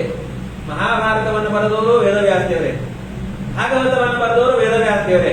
ಪಾಪ ಮಹಾಭಾರತ ಬರಿಬೇಕಾದ್ರೆ ವೇದವ್ಯಾಸ ದೇವರಿಗೆ ನೆನಪಿನ ಶಕ್ತಿ ಇತ್ತು, ಭಾಗವತ ವಯಸ್ಸಾಗಿತ್ತು. ಪಾಪ ಬರೆದ ಬಿಟ್ಟು ಮರೆದು ಬಿಟ್ಟಾರ. ಹಾಗ ಅನ್ಬೇಡ್ರಿ. ಮತ್ತೇನಿದು 2 ವ್ಯತ್ಯಾಸ ಆಯ್ತಲ್ಲ. ಅಲ್ಲಿ ಭೀಮಸೇನ ದೇವರು ಮಹಾಭಾರತ ಹೇಳ್ಯಾರ, ಭಾಗವತೊಳಗ ಅರ್ಜುನ ಕರ್ಕೊಂಬಂದ ಅಶ್ವತ್ಥಾಮಾಚಾರ್ಯ ಅಂತ ಹೇಳ್ದ. ಯಾವ್ದು ಸರಿ ಯಾವ್ದು ತಪ್ಪು? ಸ್ವಪ್ನೋ ಎಂ ಅಂತ. ಇದು ಎಲ್ಲಾ ಮಕ್ಕಳನ್ನ ಕೊಂದು ಅಶ್ವತ್ಥಾಮಾಚಾರ್ಯ ರಾತ್ರಿ ಮಲ್ಕೊಂಡಾಗ ಸ್ವಪ್ನ ಆಯ್ತಂತ. ಅರ್ಜುನ ತಮ್ಮನ್ನು ಕರ್ಕೊಂಡು ಹೋಗಿದ್ದು, ಎಳ್ಕೊಂಡು ಹೋಗಿ ದ್ರೌಪದಿ ಭಾಗ ಹಾಕಿದ್ದು ಯಾವುದು ಲಾಸ್ಟ್ ಕೆಲಸ ಮಾಡಿರ್ತೀವಿ ರಾತ್ರಿ ತಲೆಯೊಳಗೆ ಅದೇ ಬರುತ್ತೆ. ನಿಜವಾದ ಅದಕ್ಕೆ ವಾಸ್ತವ ಸಂಗತಿ ಯಾವ್ದಪ್ಪ ಅದು ಇದೆ. ಭೀಮಸೇನ ದೇವರೇ ಕರ್ಕೊಂಡು ಹೋಗಿದ್ದು ಯಾರ ಕೊಂಡು ಅದಕ್ಕೆ ಹಾಕೋ ಕಾಲಕ್ಕೇನೆ ದ್ರೌಪದಿ ಬಿಡ್ರಿ, ಯಾಕೆ ಮಕ್ಕಳನ್ನ ಕಳ್ಕೊಂಡಂತಹ ದುಃಖ ನನಗೆ ಗೊತ್ತು, ಆ ಕೃತಿಗೆ ಈ ದುಃಖ ಆಗೋದು ಬೇಡ. ಯಾಕಂದ್ರೆ ದ್ರೋಣಾಚಾರ ಹೋಗ್ಬಿಟ್ಟಾರ, ಗಂಡನನ್ನು ಕಳ್ಕೊಂಡಾಳ, ಇನ್ನಿರೋ ಒಬ್ಬ ಮಗನನ್ನು ಅಶ್ವತ್ಥಾಮಾಚಾರ ಕಳ್ಕೊಂಡ ಅವಳಿಗೆ ದುಃಖ ಆಗುತ್ತೆ. ಹಾಗಾಗಿ ಬಿಡ್ರಿ ಅನ್ನೋ ಕಾಲಕ್ಕೆ ಭೀಮಸೇನ ದೇವರಂದ್ರಂತ ಅವೆಲ್ಲ ಆಗೋಲ್ಲ ಬಿಡಲ್ಲ, ನೀ ಬೇಕಾದಟ್ಟು ನೀ ಕ್ಷಮಾ ಮಾಡು, ಅವೆಲ್ಲ ನಮ್ಮ ಇಲ್ಲೇ ಇಲ್ಲ, ನಮ್ಮ ಕ್ಷಮಾ ಮಾಡೋ. ಭೀಮಸೇನ ದೇವರು ಅಯ್ಯೋ ಅಯ್ಯೋ ಅಯ್ಯೋ ಭೀಮಸೇನ ಸಮೂಹನಾಸ್ತಿ ಸೇನೆಯೋರು ಹೊಯ್ಯೋರಪ್ಪಿ ಅವರು ಅನ್ನೋ ಕಾಲಕ್ಕೆ ಯಾರ ಮಾತು ಕೇಳೋದು ಭೀಮಸೇನ ದೇವರು, ಭೀಮಾಚಾರ ಅವರು, ಅವ್ರು ಕೃಷ್ಣಾಚಾರ ಮಾತಂದೇ ಕೇಳೋರು. ತಕ್ಷಣಕ್ಕೆ ದ್ರೌಪದಿ ಆ ಕಡೆ ಈ ಕಡೆ ನೋಡೋ ಕಾಲ ಧರ್ಮರಾಜ ಆ ಕಡೆ ಈ ಕಡೆ ನೋಡಿ, ಆಮೇಲೆ ಕೃಷ್ಣಾಚಾರ ಕೃಷ್ಣ ಏನ್ ಮಾಡ್ಬೇಕು ಕೃಷ್ಣ ಗೊತ್ತು ಅವನು ಏನಾದ್ರು ಉಪಾಯ ಮಾಡಲೇಬೇಕಲ್ಲ ಕೃಷ್ಣ. ಅವರಂದ ಕೃಷ್ಣ ಬ್ರಹ್ಮ ಬಂದು ಹಂತವ್ಯ ಆತದಾಯಿ ವದಾರಣ, ಇಂಥವ್ರನ್ನ ಬಿಡಬಾರದು, ಬ್ರಾಹ್ಮಣರನ್ನು ಕೊಲ್ಲಬಾರದು. ಕೃಷ್ಣ ಮೊದಲಿಗೆ ಸಂದೇಹ ಸಾಯ್ತಾ ಇದ್ದೀವಿ ನಾವು. ಯಾರೋ ಪಾಪ ಇವತ್ತು ನಾಳೆ ಏಕಾದಶಿ ಅಂತ ಹೊಡ್ಕೊಂಡು ಸಾಯ್ತಾ ಇದ್ದಾರೆ, ಪಂಚಾಂಗ ಹಿಡ್ಕೊಂಡು ಅಲ್ಲಿ ಇಲ್ಲಿ ಇಲ್ಲಿ ಅಲ್ಲಿ ಆಟಾಡ್ತಿದ್ರು. ಯಾರೋ ಬಂದೋದ್ರು, ಇಲ್ಲ ಆಚಾರ್ಯ ಮೊನ್ನೆನೋ ನಿನ್ನೇನೋ ಆಗ್ಬಿಟ್ಟಿದೆ ಏಕಾದಶಿ, ಯಾವತ್ತು ಮಾಡ್ಬೇಕ್ರಿ ಏಕಾದಶಿ, ಮೊದಲೇ ಸಂದೇಹ ಪಟ್ಟು ಸಾಯ್ತಾ ಇದ್ದೀವಿ ನಾವು. ನಾಳೆನೋ ನಾಳೆ ಬಂದು ಏಕಾದಶಿ ಅವ್ರು ಯಾರೋ ನಿನ್ನೇನೋ ಮೊನ್ನೆ ಆಗ್ಬಿಟ್ಟಿದ್ರು. ಕೃಷ್ಣ ಮೊದಲಿಗೆ ನಾವು ಸಾಯ್ತಾ ಇದ್ದೀವಿ, ಕೊಲ್ಲಬೇಕು ಬೇಡ ಅಂದ್ರು, ಬ್ರಾಹ್ಮಣರನ್ನು ಕೊಲ್ಲಬಾರ್ದು, ಇಂಥವ್ರನ್ನ ಬಿಡಬಾರ್ದು. ಅವರನ್ನು ಭೀಮಸೇನರು ಗೊತ್ತಾಯ್ತು. ಕೃಷ್ಣನ ಪರಮಾತ್ಮನ ನಿಜವಾದ ಮನಸ್ಸಿನ ಮಾತನ್ನ ಅರ್ಥ ಮಾಡ್ಕೊಳ್ಳೋರು ಭೀಮಸೇನರೊಬ್ಬರೇ. ಅದಕ್ಕಂದ್ರು ಬ್ರಾಹ್ಮಣರನ್ನು ಕೊಲ್ಲಬಾರದು, ಆದ್ರೆ ಅವಮರ್ಯಾದೆ ಮಾಡಿ ಅವರನ್ನ ಊರಿಂದ ಹೊರಗೆ ಹಾಕ್ಬೇಕು. ನೈಜವಾಗಿ ಒಳಗಡೆ ಹೊತ್ತು ಅವರಲ್ಲಿ ಮಣಿ ಇತ್ತು, ಅಶ್ವತ್ಥಾಮಾಚಾರದ ಒಳಗಡೆ ತಲೆ ಒಳಗಡೆ ಇತ್ತು, ಹೊರಗಡೆ ಅಲ್ಲ. ಅದನ್ನು ಚೆನ್ನಾಗಿ ಅಗದು ಆ ಒಳಗಡೆ ಇರುವಂತಹ ಮಣಿಯನ್ನ ಕಿತ್ತಿದರು. ಆ ಮಣಿ ಇರೋ ಕಾಲಕ್ಕೆ ಅಶ್ವತ್ಥಾಮಾಚಾರಿಗೆ ಉಪವಾಸ ಇಲ್ಲ, ರೋಗ ಇಲ್ಲ, ರುಜಿರ ಇಲ್ಲಂತ್ರಿ, ಊಟನೇ ಇಲ್ಲಂತವ್ರಿಗೆ. ಇಂತಹ ಮಣಿ ಒಂದು ನಮಗೆ ಇಟ್ಬಿಟ್ರೆ ಗ್ರಹಣ ಬರ್ಲಿ, ಎರಡು ಏಕಾದಶಿ ಬರ್ಲಿ, ವಿಷ್ಣು ಪಂಚಕ, ಭೀಷ್ಮ ಪಂಚಕ, ಕೃಷ್ಣ ಪಂಚಕ, ಆ ಪಂಚಕ, ಈ ಪಂಚಕ, ಸ್ವಾಮಿಗಳದು ನಾವೇ ಮಾಡ್ಬಿಡ್ತೀವಿ ಉಪವಾಸ. ಯಾವ ಮಣಿ ತುಳಸಿ ಮಣಿ ಬಿಟ್ರೆ ಯಾವ ಮಣಿ ಸಿಗೋದು ಅಂತ ಕಿತ್ತಿ ಆಮೇಲೆ ದ್ರೌಪದಿ ಭಾಗಕ್ಕೆ ಹಾಕಿ ಅಶ್ವತ್ಥಾಮಾಚಾರ ಕೊಟ್ಟೋಳು. ಇವತ್ತಿಗೂ ಒಂದು ರಣ ಹುಲ್ಲು ಔಷಧ ಹಚ್ಕೊಂಡು ಅದೇ ಹುಣ್ಣಿನಿಂದ ಇದೆ ಎಲ್ಲಿ ತನಕನೂ. ಮುಂದೆ ಅವರು ವ್ಯಾಸ ಪದವಿಗೆ ಬರುವ ತನಕ ಹೇಳಿದಲ್ಲ, ವೇದವ್ಯಾಸ ದೇವರ ಪದವಿ ಬರುವ ತನಕನೂ ಆ ಹುಲ್ಲು ಅಷ್ಟು ಹೇಳಬೇಕು. ಮಾಡಿದಂತಹ ಒಂದೇ ಒಂದು ಏನಪ್ಪಾ ಅಂದ್ರೆ ಆ ತಪ್ಪು ದುರ್ಯೋಧನಲ್ಲಿ ಸಂತತಿಯನ್ನು ಪಡೆಯಿದ್ದೇನೆ, ಕೌರವರ ಆ ಮಾತಿನಿಂದಾಗಿ ಪಾಂಡವರ ಸಂತಾನ ಅದು ತಪ್ಪಿಗಾಗಿ ಇಷ್ಟೆಲ್ಲ ಮಾಡಬೇಕು. ಮಹಾ ರುದ್ರದೇವರು ಅಶ್ವತ್ಥಾಮಾಚಾರ ತಿಳಿಸಿಕೊಡ್ತಾರೆ. ಅದಾದ್ಮೇಲೆ ಅದ್ಭುತವಾಗಿ ಕೆಟ್ಟ ಪರಮಾತ್ಮ ಆಯ್ತು ಇನ್ನೆಲ್ಲ ಆಯ್ತು, ನಾ ಹೋಗಿ ಬರ್ತೀನಿ ಅನ್ನೋ ಕಾಲಕ್ಕೇನೆ ಓಡಿ ಒಂದು ಉತ್ತರಾದೇವಿ, ಪಾಹಿ ಪಾಹಿ ಮಹಾಯೋಗಿ ಸ್ವಾಮಿ ಉದ್ಧಾರ ಮಾಡು. ಯಾಕ ಅಭಿಮನ್ಯು ಸತ್ತಾಗಲೇ ನಾ ಹೋಗೋದೇನ್ ಮಾಡಿದ್ದು ಸ್ವಾಮಿ, ಗರ್ಭಿಣಿ ಇದೆ ಅನ್ನೋ ಕಾಲಕ್ಕೆ ಎಲ್ಲಾ ಬ್ರಾಹ್ಮಣರು ಒಳಗಡೆ ಯೋಗ್ಯವಾದ ಸಂತಾನ ಇದೆ, ನೀ ಸಾಯ್ಬೇಡ ಅನ್ನೋದು ಬಿಡದೆ. ಈಗ ಅಶ್ವತ್ಥಾಮಾಚಾರ್ಯ ಎಲ್ಲಿ ಬಿಡದೇನೆ ಆ ಬ್ರಹ್ಮಾಸ್ತ್ರ ನನ್ನ ಮೇಲೆ ಪ್ರಯೋಗ ಮಾಡ್ಯಾರ ಕೃಷ್ಣ ಅನ್ನಂತ. ಕೃಷ್ಣ ಎಷ್ಟು ಚೆನ್ನಾಗಿ ಹೇಳ್ತಾರೆ ಶಿವರಾಚಾರ್ಯರು ತಪ್ಪಣದಲ್ಲಿ. ಕಡೆಗೆ ಅಶ್ವತ್ಥಾಮಾಚಾರ್ಯ ಹೋಗೋ ಕಾಲಕ್ಕೇನೆ ಕೃಷ್ಣ ಸುಮ್ಮನೆ ಕೊಡ್ಬೇಕೋ ಬೇಡ, ಕೃಷ್ಣ ಅಶ್ವತ್ಥಾಮಾಚಾರ್ಯ ಏನ್ ಮಾಡಿದ, ಅಶ್ವತ್ಥಾಮಾಚಾರ್ಯ ಅಂತೂ ಇಂತೂ ಹೊಂಟಿರಿ, ಆ ಬ್ರಹ್ಮಾಸ್ತ್ರವನ್ನ ಮತ್ತೆ ಎಲ್ಲಾದ್ರೂ ಪರೀಕ್ಷಿತರಾದ ಮೇಲೆ ಬಿಟ್ಟಿದ್ದೀರಿ, ಆ ಪುಸ್ತಕ ಗರ್ಭದ ಮೇಲೆ ಸುಮ್ಮನೆ ಇರ್ಬೇಕು, ನೆನಪು ಯಾಕೆ ಮಾಡ್ಕೊಳ್ಬೇಕು, ಸುಮ್ಮನೆ ಹೋಗ್ಬಿಡ್ತೀರಿ. ಅಶ್ವತ್ಥಾಮಾಚಾರ್ಯ ನೆನಪು ಮಾಡಿಕೊಟ್ಟು ತತ್ರೈವ ಪಾತಯಾಮಿ ಹಮ್ ಅಂತಾರ ಮತ್ತೆ ಅಶ್ವತ್ಥಾಮಾಚಾರ್ಯ. ಆಗ ಅಲ್ಲೇ ಬಿಡ್ತೀನಿ, ಬಿಡ್ಬೇಡ್ರಿ ಅಶ್ವತ್ಥಾಮಾಚಾರ್ಯ, ಹಂಗೇನಾದ್ರು ಬಿಡ್ಬೇಕು ಅಂತಿದ್ರೆ ಅಲ್ಲಿ ಇನ್ನೂ ಅಭಿಮನ್ಯುವಿನ ಶರೀರ ಅದ ಮಹಾಭಾರತ ರಣರಂಗದೊಳಗೆ, ಅಲ್ಲಿ ಬಿಡ್ರಿ. ಅಲ್ಲಿ ಸತ್ಯ ಹೇಳಿದ ಮೇಲೆ ಯಾರು ಬಿಡ್ತಾರೆ, ಸಾಯಲಿಕ್ಕೆ ಅಂತ ಬಿಡೋದು ಬ್ರಹ್ಮಾಸ್ತ್ರವನ್ನ. ಅದಕ್ಕಂದ್ರು ನೀ ಅಲ್ಲಿ ಬಿಟ್ರೆ ಎಷ್ಟು ವ್ಯರ್ಥನೋ ಬ್ರಹ್ಮಾಸ್ತ್ರ ಅಷ್ಟು ವ್ಯರ್ಥ. ಪರೀಕ್ಷಿತರಾದ್ರು ಒಳಗಡೆ ಕೂತಾರ, ಅವ್ರನ್ನ ಉದ್ಧಾರ ಮಾಡ್ತೀನಿ. ಒಂದು ಅಕಸ್ಮಾತ್ ಏನಪ್ಪಾ ಅಂದ್ರೆ ಆ ಸತ್ತ ಹೆಣದ ಮೇಲೆ ಬಿಟ್ಟರು ಕೂಡ ನನಗೆ ತಾಕತ್ತದ, ಈಗ ತಾನೇ ಅಭಿಮನ್ಯುವನ್ನು ಎಬಸೋ ತಾಕತ್ತು ನನಗದ ಬಿಟ್ಟಗೆ.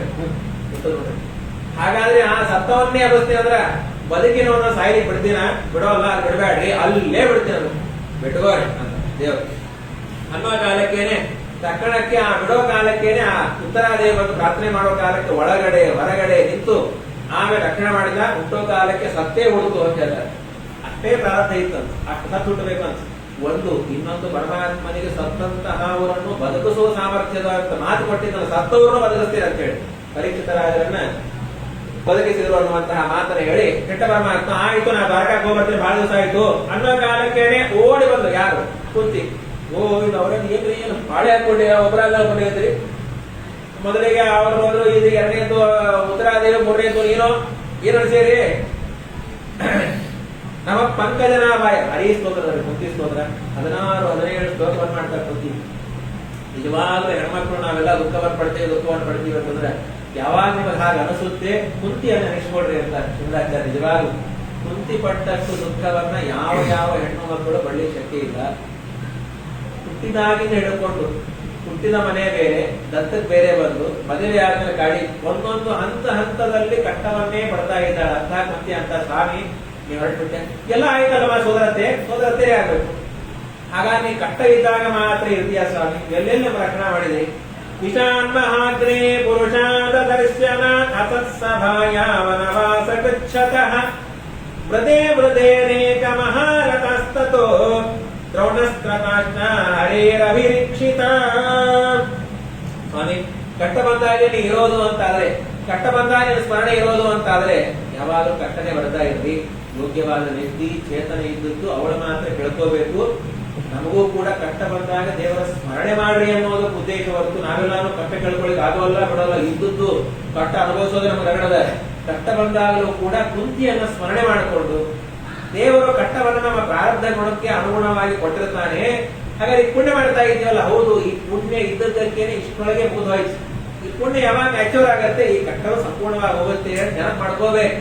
ಹಾಗಾಗಿ ಅನ್ನೋ ಕಾಲಕ್ಕೇನೆ ದೇವರಲ್ಲಿ ಅಂತಾರೆ ವಿಪದ ಸಂತೋಷ ಶಾಶ್ವತ ತತ್ವತರ್ಥ ಜಗತ್ಪತೆ ಭವತೋ ದರ್ಶನಂ ಯಸ್ಯ ಅಪನರ್ ಭವ ದರ್ಶನಂ. ಅಲ್ಲ ಕುಂತಿ ವಿಪತ್ತು ಬರ್ಲಿ ಅಲ್ಲಿ ಗತಿ ಯಾಕೆ ಬರ್ಬೇಕು?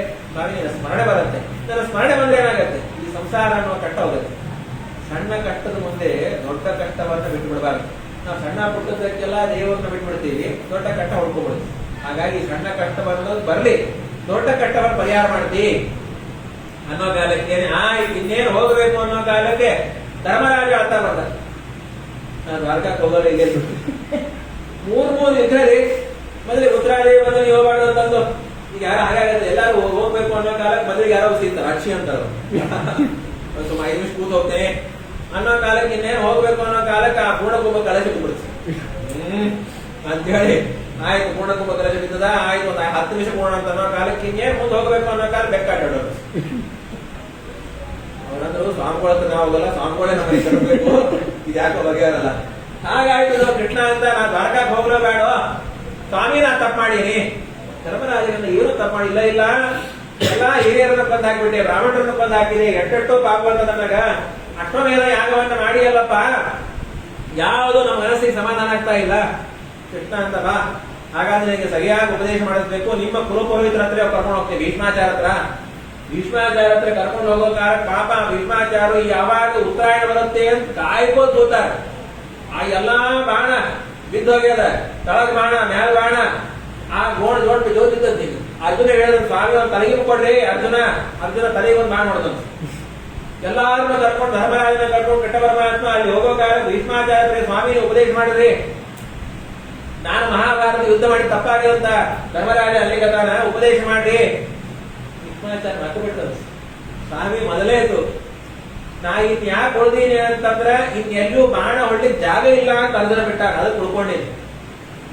ಒಂದು ನಿನ್ನಂತ ಧರ್ಮಮೂರ್ತಿ ಮುಂದೆ ಧರ್ಮರಾಜನ ನಿಂತಾನಲ್ಲಿ ಯಮಧರ್ಮರಾಜ, ಅವನ ಮುಂದೆ ಧರ್ಮರಾಜನ ಉಪದೇಶ ಮಾಡೋದು ಒಂದು ಅಪಹಾಸ್ಯ. ಇನ್ನೊಂದೇನಂದ್ರೆ ಸ್ವಯಂ ನೀನೇ ನಿಂತಿ ಸ್ವಾಮಿ ಉಪದೇಶ ಮಾಡ್ಬೇಕು, ನೀವು ಉಪದೇಶ ಮಾಡ್ಬೇಕು. ನಿಮ್ಮಂತ ಯಾಕೆ ಪರಮಾತ್ಮ ಅಂದ್ರೆ 525 ವರ್ಷದ ಅಧ್ಯಯನ ವ್ಯರ್ಥ ಆಗಬಾರದು. ಸುಮ್ಮನೆ ಹೊರಟ ಅದಕ್ಕೆ ಯಾವಾಗಲೂ ಮನೆಯೊಳಗೆ ಹಿರಿಯರಿದ್ದಾಗಲೇನೆ ಅವರಿಂದ ಏನೇನು ತಿಳ್ಕೋಬೇಕು ಎಲ್ಲ ತಿಳ್ಕೊಂಡ್ಬಿಡ್ಬೇಕು. ಮನೆಯ ಸಂಪ್ರದಾಯಗಳನ್ನ, ಪೂಜೆಗಳನ್ನ ಎಲ್ಲ ತಿಳ್ಕೋಬೇಕು. ಹುಡುಗಿಗೆ ಅವ್ರು ಹಾಸ್ಪಿಟಲ್ ಅಡ್ಡಾಗಿರುತ್ತೆ, ಅಲ್ಲಿ ತಿಳ್ಕೊಳಕ್ ಹೋಗ್ತಾರೆ. ಏನಂತ ನಿಮ್ ಸಂಪ್ರದಾಯ ಅಡ್ಡೆ ಆಗೋಲ್ಲ ಬಿಡೋಲ್ಲ, ಯಾರಿಗಾಗತ್ತೆ ಹೇಳ್ರಿ. ಆಚಾರ ಪಾಪ ಏನೋ ಆಯ್ತು ಅಂತ ಹೇಳಿ ಕಾಲು ಬರ್ಕೊಂಡು ಹಾಸ್ಪಿಟಲ್ ಅಡ್ಡಾಗಿರ್ತಾರ, ಅಲ್ಲಿ ಹೋಗಿ ಆಚಾರ ಭಾಗವತ ಕೊಟ್ಟು ಬದಿ. ಇವತ್ತು ಇಲ್ಲಿಂದೇ ಜನ್ಮಾಧ್ಯಸ ಅವ್ರಂತಾರ, ನಂದೇ ಜನ್ಮಾಧ್ಯಸ ಅಂತ ಆಗಿದ್ದಿಲ್ಲ. ಕೃಷ್ಣಾಚಾರ ಅಂತ ಏನ್ ಮಾಡ್ಬೇಕು, ನೀವು ಕೇವಲ ಲಿಪ್ಪು ಅಳಗಾಡಿಸ್ರಿ. ಇಂದ ನಿಂತು ನಾ ಹೇಳ್ತೀನಿ ಕೆಟ್ಟ ಪರಮಾತ್ಮ ಅದ್ಭುತವಾಗಿ ಭೀಷ್ಮಾಚಾರ್ಯರು ಅಲ್ಲಿ ಇತ್ತು.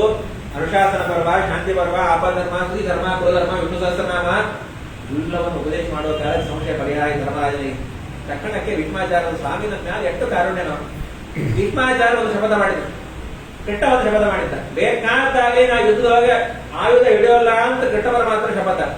ಅದಕ್ಕೆ ವಿರುದ್ಧವಾಗಿ ಭೀಷ್ಮಾಚಾರ್ಯ ಶಪಥ, ಬೇಕಾದಾಗಿ ಕೃಷ್ಣ ಪರಮಾತ್ಮ ಹತ್ರ ಆಯುಧ ಹಿಡಿಸ್ತೀನಿ ಅಂತ ಶಪಥ. ಸರ್ವೋತ್ತಮನಾದ ಭಗವಂತ ಆಯುಧ ಹಿಡಿಯೋಲ್ಲ ಅಂತ ಶಪಥ ಮಾಡಿದ್ರೆ ಭೀಷ್ಮಾಚಾರ್ಯ ಶಪ ಹಿಡಿಯ ನೋಡ್ರಿ, ನಾ ದೇವರನ್ನು ಆಯುಧ ಹಿಡಿಸ್ತೇನೆ. ಯಾವಾಗ ಇವನು ಅರ್ಜುನ ಯುದ್ಧವನ್ನ ಭಾರಿ ಸ್ಲೋ ಮಾಡ್ಲಿಕ್ಕಂತ ದ್ರೋಣಾಚಾರ್ಯ ಜೊತೆ ಯುದ್ಧವನ್ನ ಮಾಡುವಾಗ ಸ್ಲೋ ಆಗಿ ಮಾಡ್ಲಿಕ್ಕಂತ ಕೃಷ್ಣ ಅಂತ ನೀವು ಇಷ್ಟು ಸ್ಲೋ ಮಾಡಿ ನಾನೇ ಯುದ್ಧ ಮಾಡ್ಲಿಕ್ಕೆ ಹೋಗ್ತೀನಿ. ಯಾಕೆ ಭೀಷ್ಮಾಚಾರ್ಯ ಮಾತು ಸಂಪಾಡದಲ್ಲಿ, ಯಾಕಂದ್ರೆ ಯಾವಾಗಲೂ ಕೂಡ ಕ್ಷತ್ರಿಯರಿಗೆ ಮಾತು ಏನಾದ್ರೂ ತಪ್ಪು ಬಿಟ್ಟು ಅದರ ಪ್ರತಿಜ್ಞೆ ಮಾಡಿದ್ದನ್ನ ಅವರು ಮೂಲ ರೂಪದಲ್ಲಿ ಪ್ರವೇಶ ಇಲ್ಲವ್ರಿ. ಮತ್ತೆ ಭೀಷ್ಮಾಚಾರ್ಯರು ಆ ವಸು ರೂಪದಲ್ಲಿ ಪ್ರವೇಶ ಆಗ್ಬೇಕಾದ್ರೆ ಅವ್ರು ಮಾಡಿದ ಪ್ರತಿಜ್ಞೆ ಪೂರ್ಣ ಆಗ್ಬೇಕು. ಪ್ರತಿಜ್ಞೆ ಪೂರ್ಣ ಆಗ್ಬೇಕಾದ್ರೆ ಕೃಷ್ಣ ಪರಮಾತ್ಮ ತಾನು ಆಯುಧ ಹಿಡಬೇಕು. ನನ್ನ ಪ್ರತಿಜ್ಞೆ ಹೋಗಿ ನಾನು ಹತ್ತಿರ ಪ್ರತಿಜ್ಞೆ ಹೊಡಿಬೇಕು ಅಂತ ಹೇಳಿ ಪರಮಾತ್ಮ ಆ ರಥದ ಚಕ್ರವನ್ನೇ ಗೆದ್ಕೊಂಡು ಹಿಡ್ಕೊಂಡ್ಬಿಟ್ಟ. ಚಕ್ರ ಹಿಡ್ಕೊಂಡ ಆ ರೂಪ ನನ್ನ ಕಣ್ಣು ಮುಂದೆ ಬರ್ತಾ ಇದೆ ಅನ್ನೋ ಭೀಷ್ಮಾಚಾರ್ಯ ಮಲ್ಕೊಂಡಾಗ, ಸ್ವಾಮಿ ನೀನು ಯಾವ ರೂಪ ನನ್ನ ಕಣ್ಣು ಮುಂದೆ ಬರ್ತಿಲ್ಲ, ನನ್ನ ಉದ್ಧಾರ ಆಗ್ಬೇಕು ಅಂತ ಸ್ವಾಮಿ ಅವತ್ತು ಆಯುಧ ಹಿಡ್ಕೊಂಡ್ ಬಂದಿಲ್ಲ. ಕೃಷ್ಣ ಅನ್ನಂತ ಅದು ಆಯುಧ ಅಲ್ಲ, ಚಕ್ರ ಅದು. ನೀವು ಆಯುಧ ತಗೊಂಡು ತಿಳ್ಕೊಳ್ರಿ, ಅದು ಟೈರ್ ಪಂಚರ್ ಆಗಿತ್ತು ಹಾಕ್ಲಿಕ್ಕೆ ತಂದಿದ್ದೆ ಅಟ್ಟೆ. ದೇವ ಎರಡು ಮಾಡಿ ತೋರಿಸಿದ, ಆಯುಧ ಹಿಡ್ಕೊಂಡಂಗೂ ಆಯ್ತು, ಆಯುಧ ಹಿಡ್ಕೊಳ್ಳಾರ್ದಂಗೂ ಆಯ್ತು. ಹಾಗಾಗಿ ಅದ್ಭುತವಾಗಿ ಉಪದೇಶ ಮಾಡುವ ಕಾಲಕ್ಕೆ ಕೃಷ್ಣ ಪರಮಾತ್ಮ ದ್ವಾರಕಾಪಟ್ಟಣಕ್ಕೆ ಹೋದ. ಅದಾದ ಮೇಲೆ ಈ ಕಡೆ ಪರೀಕ್ಷಿತರಾದ್ರ ಜನನ ಆಯಿತು. ಅದಾದ ಮೇಲೆ ಧೃತರಾಷ್ಟ್ರ ಹಾಗೂ ಗಾಂಧಾರಿ ಉಳ್ಕೊಂಡವರೇ ಇಬ್ರು ಮಾತ್ರ ಉಳ್ಕೊಂಡಾರ, ಎಲ್ಲರೂ ಹೊರಟೋಗ್ಯಾರ. ಪ್ರತಿನಿತ್ಯ ಧರ್ಮರಾಜ ಬಂದು ಪಾಪ ಧೃತರಾಷ್ಟ್ರನ ಕೇಳ್ಬೇಕನ್ಸ, ದೊಡ್ಡಮ್ಮ ನಿಮ್ಗೆ ಏನ್ ಬೇಕು ಹೇಳ್ರಿ, ನಾ ಮಾಡಿಸಿ ಹಾಕ್ತೀನಿ. ದೊಡ್ಡಪ್ಪ ಏನ್ ಬೇಕಾದ್ರೆ ಮಾಡಪ್ಪ, ನಾವು ತಗೋತೀವಿ, ಏನಾದ್ರು ತಗೋತೀವಿ, ನಾವು ಅಲ್ಲವ ತಗೊಳ್ಳೋ ಪೇಷನ್ಸ್ ಅದ, ಎಲ್ಲ ತಗೋತೀವಿ. ಹಿಂಸೆಯವ್ರು ಬಂದ, ಅಪ್ಪ ಅಣ್ಣ ಯಾವಾಗ ನೀವೇ ದೊಡ್ಡಪ್ಪ ಸೇವೆ ಮಾಡಿದ ಗತಿ ಏನು, ನಾವು ಒಂಚೂರು ಮಾಡ್ತೀವಿ. ಏನೋ ನೀ ಮಾಡ್ತಿದ್ರೆ ನಾ ಯಾಕೆ ಬಿಟ್ಟುಕೊಡ್ತೀನಿ, ಅವಶ್ಯವಾಗಿ ಮಾಡ್ಕೋ, ಏನ್ ಮಾಡ್ತೀವಿ, ನಾ ಬಡಿಸ್ತೀನಿ ಅನ್ನೋ. ಹಿಂಸೆಯವ್ರು ಬಡಿಸೋ ಕಾಲಕ್ಕೆ ಹೆಚ್ಚು ಬಡಬಡಿಸ್ತಿರೋ ವಟ ವಟ ವಟ ವಟ ವಟ ಅನ್ನೋದು. ಕೆಲವರು ಬಡಿಸೋಕ್ಕಿಂತ ಹೆಚ್ಚು ಹೊರಡ್ತಾ ಇರ್ತಾರೆ. ಆರಾಮಿಲ್ಲ ಒಂದು ಬಕೆಟ್ ಇಟ್ಕೊಂಡಿರ್ತಾರೆ, ತುಪ್ಪದ ಬಕೆಟ್ ಕೊನೆ ತನಕ ತುಪ್ಪ ಮುಗಿಯುವುದಿಲ್ಲ, ಒಬ್ಬರಿಗೆ ಬಂದಿಲ್ಲ. ನೋಡಿಸ್ತೀನಿ ಎಕ್ಸ್ಪೀರಿಯನ್ಸ್ ಎಲ್ಲ ಅನುಭವ, ವಾಟ್ಗೆ ಬರಲ್ಲ ಆ ಲೈನಿಗೆ ಹೋದ್ರೆ ಸಾರು ನೀವು ತುಪ್ಪ ಕೂಡ ಸಾಧುವಾಗೆ ಹಿಂಸೆ ಅಂದ್ರೆ ಬಡಬಡಿಸೋದು ಎಲ್ಲ ಹಾಗೆ ರುದ್ರಾಟ ಅದು ಗಾಂಧಾರಿ ಊಟಕ್ಕೆ ಕೊಡ್ಬೇಕು ಅನ್ನೋ ಕಾಲಕ್ಕೆ ಇನ್ನೇನು ಊಟಕ್ಕೆ ಕೊಡ್ಬೇಕು. ಹಿಂಸೆ ಅಂದ್ರೆ ಉಪನ್ಯಾಸ ಮಾಡ, ದೊಡ್ಡಮ್ಮ ನಾನು ಪ್ರವಚನ ಶುರು ಮಾಡ್ಲ ಅನ್ನೋ ಕಾಲಕ್ಕೆ ನಕುಲ ಸಹದೇವರನ್ನು ಕರೆದು, ನೋಡುವ ನಕುಲ ಸಹದೇವ, ಇದೇ ತೋಳು ಇದೇ ಮುಟ್ಟಿಯಿಂದ ದುಶ್ಯಾಸನ ಒಟ್ಟ ಹೊಡೆದೆ ಹೇಳ್ತೀನಿ, ಹಿಂಗ ಕಾರ್ಕೊಂಡು ಸತ್ತ ಅಪ್ಪ ಒಂದು ಮಕ್ಕಳು ಸತ್ತಂತಹ ವೃತ್ತಾಂತ ಹೇಳಿದೆ. ಎಲ್ಲಿ ಊಟ ಹೋಗ್ಬೇಕ್ರಿ? ಆಚಾರ ನಾವು ಯೋಗ್ಯವಾದ ಆಚಾರನ ನವರಾತ್ರಿ ಊಟಕ್ಕೆ ಕರೆದು 9 ಭಕ್ಷ್ಯ ಮಾಡಿಸಿ ಆಚಾರ ಊಟಕ್ಕೆ ಕೊಡೋ ಕಾಲಕ್ಕೆ ಕೃಷ್ಣಾರ್ಪಣ ಆಚಾರ ಅಂತ ಹೇಳಿ ಕೂಡಿಸಿ, ಇನ್ನೇನು ಆಚಾರ ಕಡುಬು ತಿನ್ನೋ ಕಾಲಕ್ಕೆ ಆಚಾರ್ಯ ಪಾಪ ನಿಮ್ ಮಗನ್ ಮೊನ್ನೆ ಫೇಲ್ ಅಂತೆ, ಇರ್ಲಿ ಬಿಡ್ರಿ ಹೋಗುತ್ತೆ, ಒಂದ್ ಸಬ್ಜೆಕ್ಟ್ ಹೋದ್ರೇನ್ರಿ ಮತ್ತೆ ಬರ್ಕೊಳಕ್ ಬಂದೇ ಬರುತ್ತೆ, ಹಾಗೆ ಆಚಾರ ಕಡುಬು ಹಾಕಿ ಯಾರೋ ಅಂದ್ರೆ ಮೊನ್ನೆ ತಾನೇ 2 ಸಬ್ಜೆಕ್ಟ್ ಹೋಗಿದೆ ಅಂತೆ, ಅವನು ಹಾಕಿ ಬೋಟ ಹಾಕಿ ಆಚಾರ್ಯ ಬೋಟ ತಗೊಂಡಾರು ಎಲ್ಲಿ ಊಟ ಹೋಗ್ರಿ, ಆಗೋಲ್ಲ ಬಿಡಲ್ಲ. ಇದು ಮಾತು ಸ್ವಭಕ್ತ ದುರ್ಮಾರ್ಗ ದುರ್ವೃತ್ತಿ ಸನ್ಮಾರ್ಗ ಸ್ಥಾಪಕಾನ ಪ್ರಾರ್ಥ ಸಂಕಲ್ಪದಲ್ಲಿ ಇದೇ ಅಂತಾರೆ. ಧೃತರಾಷ್ಟ್ರ ಹಾಗೂ ಗಾಂಧಾರಿ ಯೋಗ್ಯವಾದ ಚೇತನ ಬರೀ ಊಟ ಮಾಡ್ಕೊಂಡು ಇಲ್ಲೇ ಕೂತು ಉದ್ಧಾರ ಆಗಲ್ಲ ಅಂತ ಹೇಳಿ ಭೀಮಸೇನ ದೇವರು ಬೈದ ಮೇಲೆ ವಿದುರ ಬಂದಾಗ ಮಾತನಾಡ್ತಾರೆ. ವಿದುರ ಮನೆಯೊಳಗೆ ಊಟ ಹಿಡಿತಾ ಇಲ್ಲ ಗಂಟೊಳಗೆ, ವಿದುರ ಬೈತಾನೆ, ಅಣ್ಣ ಭೀಮಸೇನ ದೇವರು ಒಳ್ಳೇದ್ ಮಾಡ್ಬೇಕು ಅಂತ ಹೆಂಗ್ ಮನಸ್ನಾಗಾದ್ರೆ ಹೇಗೆ ಅನ್ಕೊಂಡಿ, ಒಂದು ದಿವಸನೂ ಭೀಮಸೇನ ದೇವರು ಪಾಂಡವರಿಗೆ ಒಳ್ಳೇದಾಗುವಂತ ಬರ್ದೇ ಇಲ್ಲ ಮನಸ್ನಾಗ, ಅವರಿಂದ ಒಳ್ಳೇದಾಗಬೇಕು ಅಂತ ಹೇಳಿ ನನಗೊಂದು ಇವತ್ತು ನಿರ್ಣಯ ಆಚೆ. ಇಡೀ ಜೀವಜಾತನೆ ಹಿಂಗದ, ಅಹೋ ಕರೀಯಸಿ ಜಂತುರ್ ಜೀವಿತಾಶಯ ಭವಾನ್ ಹಿಮಾಪ ವರ್ಜಿತಂ ಪಿಂಡಂ ಆದರ್ಸೆ ಗೃಹಪಾಲವತ. ಭೀಮಸೇನ ದೇವರು ಆಗಿರುವಂತಹ ಪಿಂಡವನ್ನ ತಿಳ್ಕೊಂಡು ಕೂತಿ ಭೀಮಸೇನ ದೇವರು ಮಾಡಿದ ಉದ್ಧಾರಕ್ಕೆ ಇನ್ನಾದ್ರೂ ಉದ್ಧಾರ ಆಗ್ರಿ ಅಂತ ಹೋಗ್ಲಿ ಹೇಳಕತ್ತಾರ. ಅದಾದ್ಮೇಲೆ ಧೃತರಾಷ್ಟ್ರ ಹಾಗೂ ಗಾಂಧಾರಿ ಅರಣ್ಯವನ್ನು ಕುರಿತು ಹೋಗಿ ಅಲ್ಲಿ ಉದ್ಧಾರವನ್ನ ಆಗಲು ಅನ್ನುವಂತಹ ಮಾತನ್ನು ಹೇಳಿ ಮುಂದೆ ಅರ್ಜುನನನ್ನ ಕೊಟ್ಟು ಧರ್ಮರಾಜ ದ್ವಾರಕಕ್ಕೆ ಹೋಗ ಕೃಷ್ಣ ಪರಮಾತ್ಮನ ಸಂದೇಶವನ್ನು ತಿಳ್ಕೋಬಾಗ 6 ದಿವಸ ಕೃಷ್ಣ ಪರಮಾತ್ಮ ಹೋಗ್ಯಾನ ಅಂತ ಹೇಳೋ ಕಾಲಕ್ಕೆ ಆಗಲಿ ಅಂತ ಅರ್ಜುನ ಆ ದ್ವಾರಕಾಪಟ್ಟಣವನ್ನು ಕುರಿತು ಬರ್ತಾ ಇದ್ದಾನೆ. ಮುಂದೆ ಏನಾಯಿತು ಅನ್ನುವಂತಹ